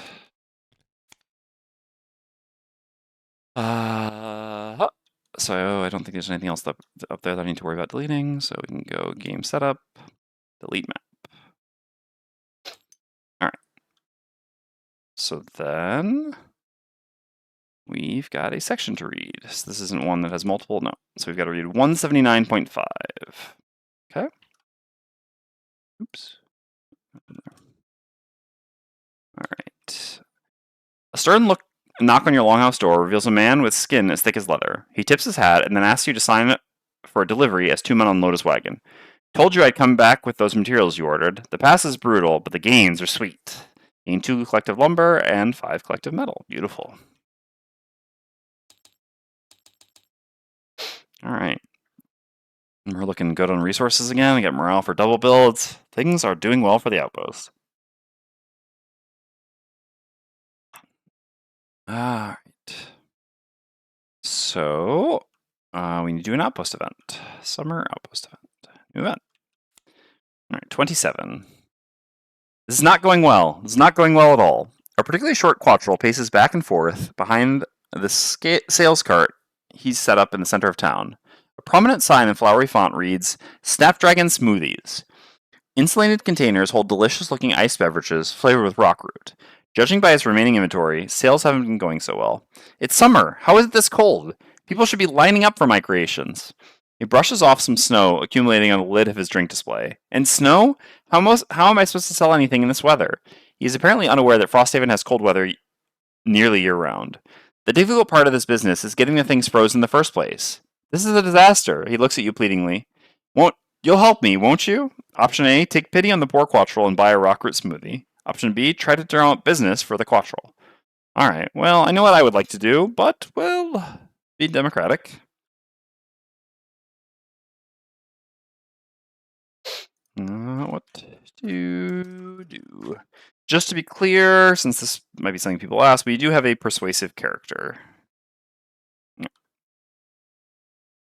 In case persuasive could matter for drumming up business. Alright, so buy smoothie.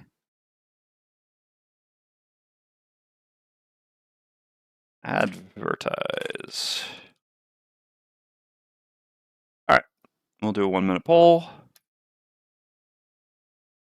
Traits, I guess the other traits, we have Armored, Chaotic, Strong, Arcane, Chaotic, Intimidating, Arcane, and Outcast, and Persuasive. What trait could matter for eating a smoothie? Well, no, I think the only one, like, again, that's why I showed the persuasive thing. I think the only trait that could really matter here would be for drumming of business, which would be persuasive. For eating a smoothie, I mean, I don't know. Strong? I mean, I guess there are rock root smoothies. I don't know. It's supposed to be delicious, though. Anyway, I guess eating rocks isn't very easy if you're not a Savas. We do have a Savas, though.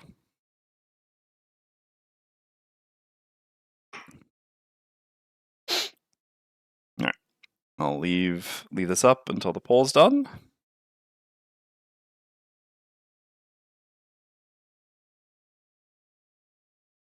And we'll see what the results are.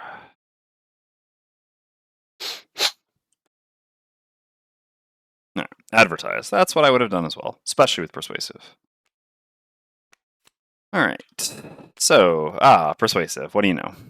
All right, you grab a smoothie and make a big scene about just how incredible flavors are and how refreshing it is despite the cold weather. After a few minutes, other interested buyers start taking notice, and some drinks are sold. Once some drinks are sold, word of mouth takes over. The Quattrel can't thank you enough and splits the profits. Gain 1 morale, gain 10 collective gold, gain 1 collective rock root. All right. Whew. More morale for double builds? Beautiful. 1 rock root, also beautiful. And we'll just put all that gold on CT since CT has a gold related personal quest. All right. Beautiful. Although realistically, we're going to use that to buy the helmet, but yeah. All right.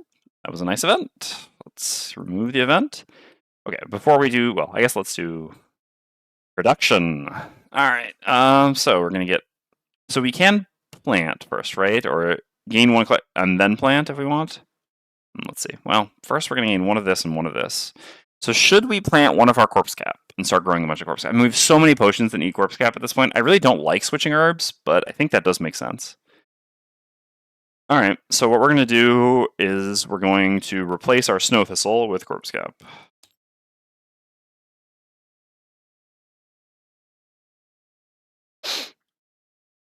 I think we have enough snow thistle at this point that we're running into a bit of a problem. So we'll plant a corpse cap here. And we have so, I mean, yeah, look, we have what? 1, 2, 3, 4, 5, 6, 7, 8, 9 potions that need corpse cap. And again, we have to find the potion for Abyss Axe. So honestly, having a corpse cap planted, I mean, in the short term doesn't help, but in the long term should certainly help. Should help to guarantee for us that we can get to this PQ or get through this PQ. Okay. So that's that. Then we just need to gain our resources. So it's 332. Well, I guess we have to pay for them, but yeah. So what is our total payment? 6, 12, 16, 20 total gold that we have to spend. So Pyro has some to spend. Do we still need gold items on Deathwalker? I mean, we might, but we want to buy resources, so. And we want to save gold on CT. Yeah, we actually need some gold. Maybe we won't upgrade the next resource production thing. We're not actually going to have enough gold for it.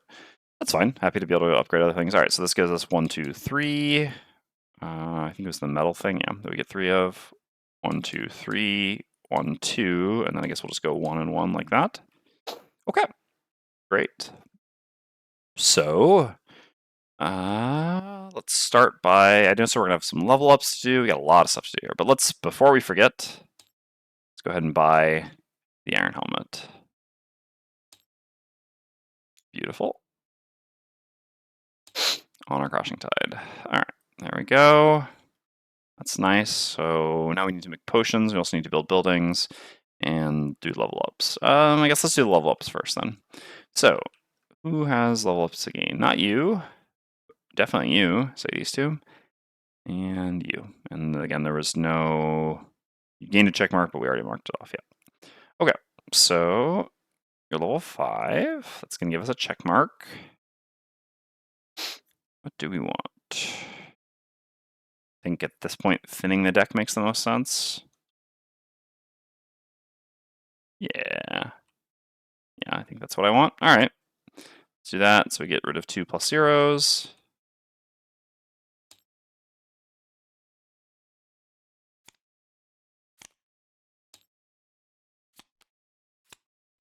And we put in 2 rolling push 2s. Push 2s aren't great, but I mean, they've got some application. But yeah, getting the 0s out is definitely very nice. This just reduces the number of terminals and increases our chances of drawing the hazardous creation modifiers, which is nice. And And again, we have almost no negatives in our deck, so overall our draws are just good. Better to make more of them. All right, we're not really doing the I mean, I guess, is it too late to reevaluate our life choices? Basically, like, Magmorphs is pretty tempting, right? The thing is, I've been going all in on this Haztree and stuff, and it's really not been paying off for me. That being said, I also just struggle with movement, and Rain of Fire would also do very nice things with that. I'm just gonna take Rain of Fire. Rain of Fire is just such a good card. But, yeah. We've really struggled with movement. The thing is that, like, Rain of Fire doubles down on the stuff that, like, the top of Rain of Fire is also just very good. Like, this is a very good room opening card.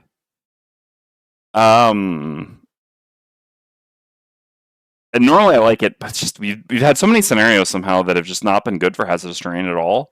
That has to stop at some point. And even in scenarios where it's not good for Hazardous Terrain, just 21 initiative, move 5 jump seems like something this class really needs right now. So I think I'll take this over Magmorbs. I don't really have the elemental setup to make Magmorbs that easy anyway, so.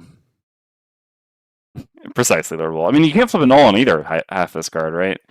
All right, we'll put that there, and we'll grab Rain of Fire. Okay. Which I guess I'll just put down here. Okay, and then over here, we also get a perk. Probably just keep getting rid of the, yeah, I'll just get rid of the negatives, and then we'll start getting the shield. So let's get this. Check this off, just, yeah. Thing, okay, so. Rid of a -1. And this adds 2 rolling Pierce 3s. Okay.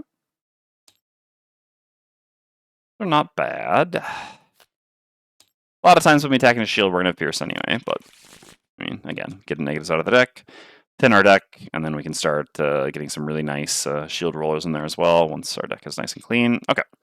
Yeah, I mean, well, I guess the choice isn't so easy in the end, right?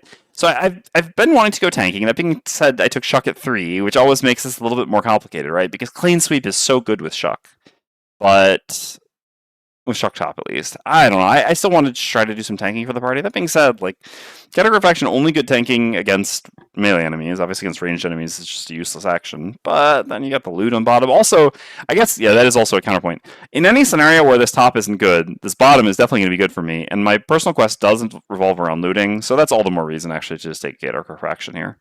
Because, yeah, so actually, no matter what, this is going to be a good card for me. That being said, because we have the comfy shoes and we don't have movement boots, certainly the move 1, loot 1 isn't that much better than just the bottom loot 1, but it is still better. Alright.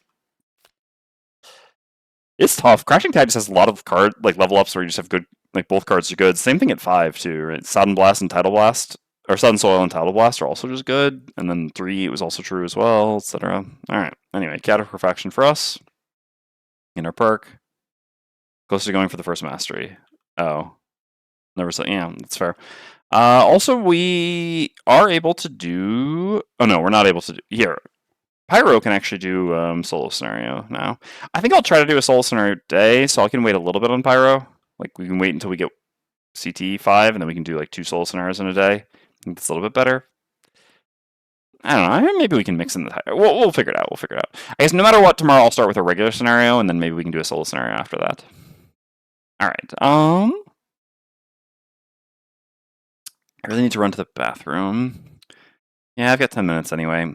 Alright, yeah, I'll be right back, and then we still got a fair amount more outpost stuff to do, so I don't want to, like, yeah. Anyway, be right back. By the way, I've unlocked solo scenario for Shackles. I'm wondering if I should go for it. Do you think it's worth the time investment to do it instead of regular session if I can normally only go through 2 scenarios a week? Also, Shackles can probably retire in the next 35 scenarios. I don't know. I mean, it's a fair question. I'm not a huge... Like, alright. I think the Frosthaven solo scenarios are a lot better than Gloomhaven 1 solo scenarios. I didn't really enjoy most of the Gloomhaven 1 solo scenarios, whereas most of the Frosthaven solo scenarios I've mostly enjoyed. I don't know. Shackles solo scenario is a little bit interesting in the sense that... So it was heavily tested with both builds. Depending on which Shackles build you do, there's a significant difference in the difficulty, is the best way of putting it, such that, yeah, I don't know. It's maybe not the most engaging. Like basically, if you chose one specific build, then it'll be like quite a challenging but doable scenario. And if you chose another build, it'll just be pretty easy. So yeah.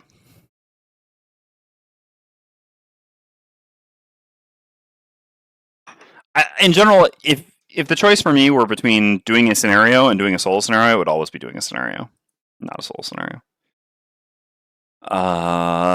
Okay, so let's focus. We still need to do potion crafting. Let's do building first, though.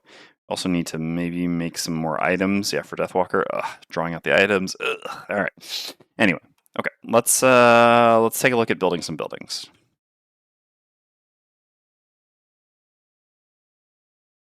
Fair enough.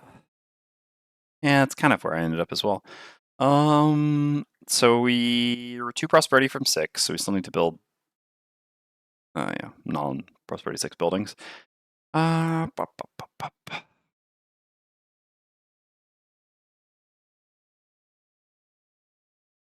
No problem. Thanks for the question. It's so expensive. Yeah, I don't know that that's really where I want to be at. I should want to unlock more items, but I just don't because it's so brutal to look up items. Like, again, just anything item related just kind of saps my will to actually do it, right? Although I do really want to get Jeweler 6.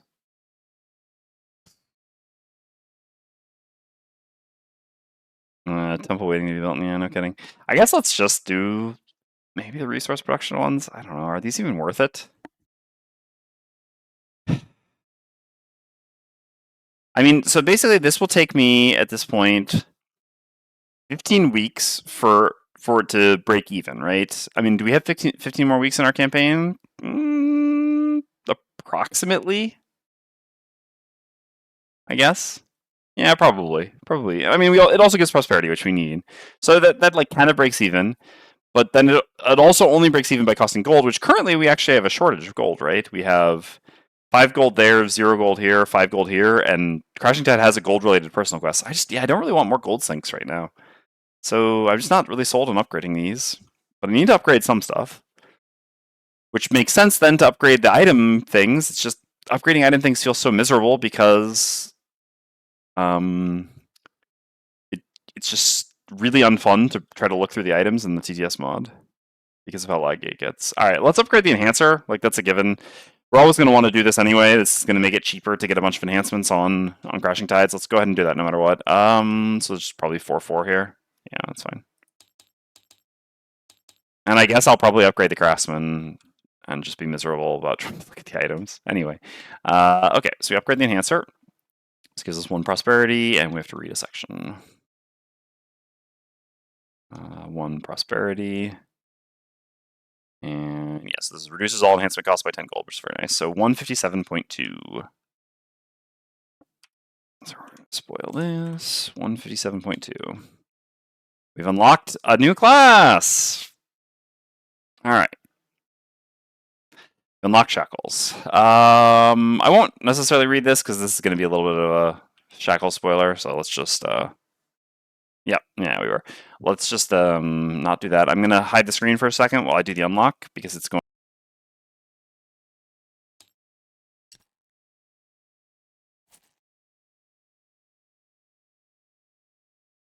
Yeah, because it was going to flash their name across the screen when we unlock them. All right, well, we got another class unlocked. That's nice. Okay. I should still do a double build, I think. I don't really care that much about losing a morale here. So I guess we'll double build the Craftsman then. Because again, the trading post makes a little bit less sense than Craftsman since we're tight on gold anyway. So yeah. I think that's the most reasonable thing.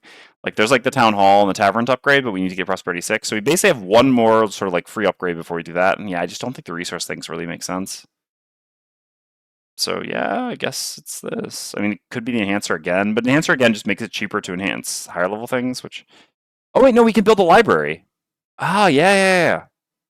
We can build a library. Oh, we definitely want to do that. Okay. That costs us 10 gold as well, but fair enough. You lose all the gold. Yeah, I know, but well, it is what it is. I mean, I definitely want to build a library. All right, well, there goes literally all of my remaining gold.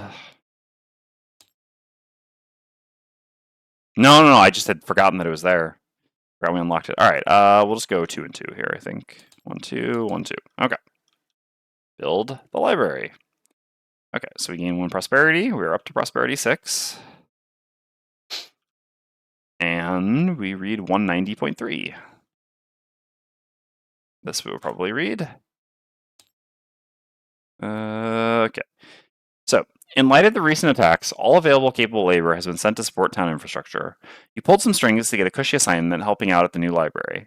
Inside, you find crates piled high and an elegant, put-together Valra stocking the shelves. She adjusts her red-brimmed glasses and eyes you with a touch of scorn.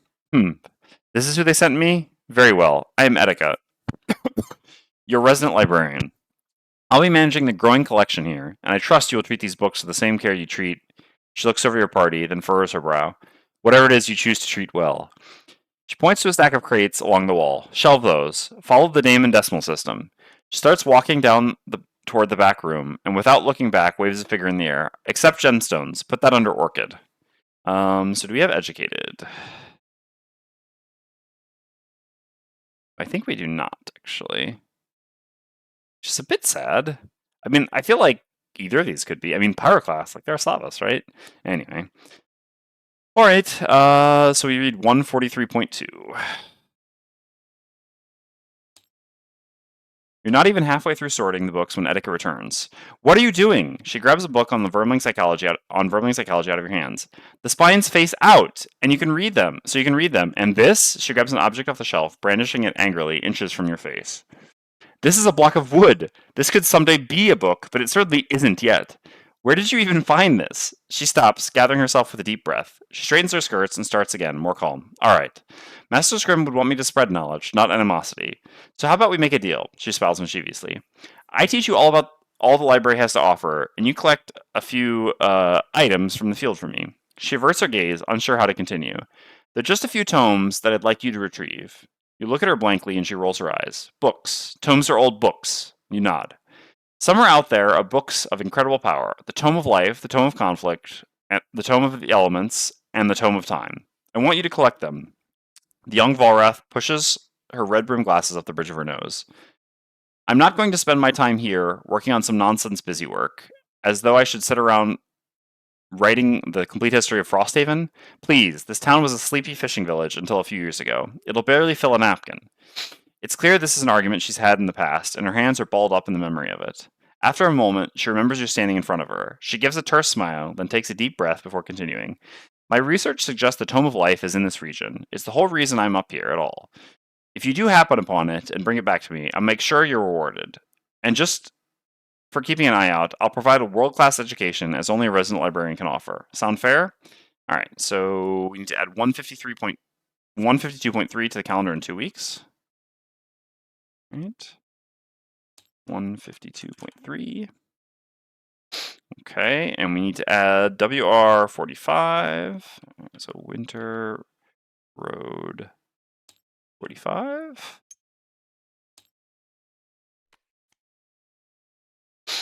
And we need to add Summer Road 47.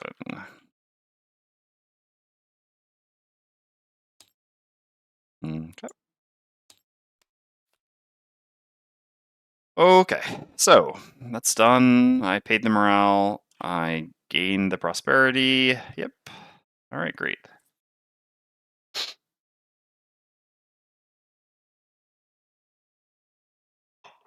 So we're good with building. So now we need to do crafting and potion brewing. All right. So how many more small item slots do I currently have available? We have 1 on Pyro and 1 on CT. All right. Well, let's brew a potion, shall we? So, at this point, it would make sense. I mean, yeah, we're going to use Corpse Cap, obviously. Because do we have anything Rock Root without Corpse Cap? I think not, right? Well, we do if we had Flame Fruit, but we don't have that. Yeah. We have 2 different ones without Corpse Cap, but both require Flame Fruit. Okay, so with Rock Root, we can pretty much do anything, but I guess it makes sense to just do Snow Thistle. I mean, Axonut we keep growing, and Snow Thistle we have the most of, so I suppose Corpse Cap, Axonut, Snow Thistle makes the most sense.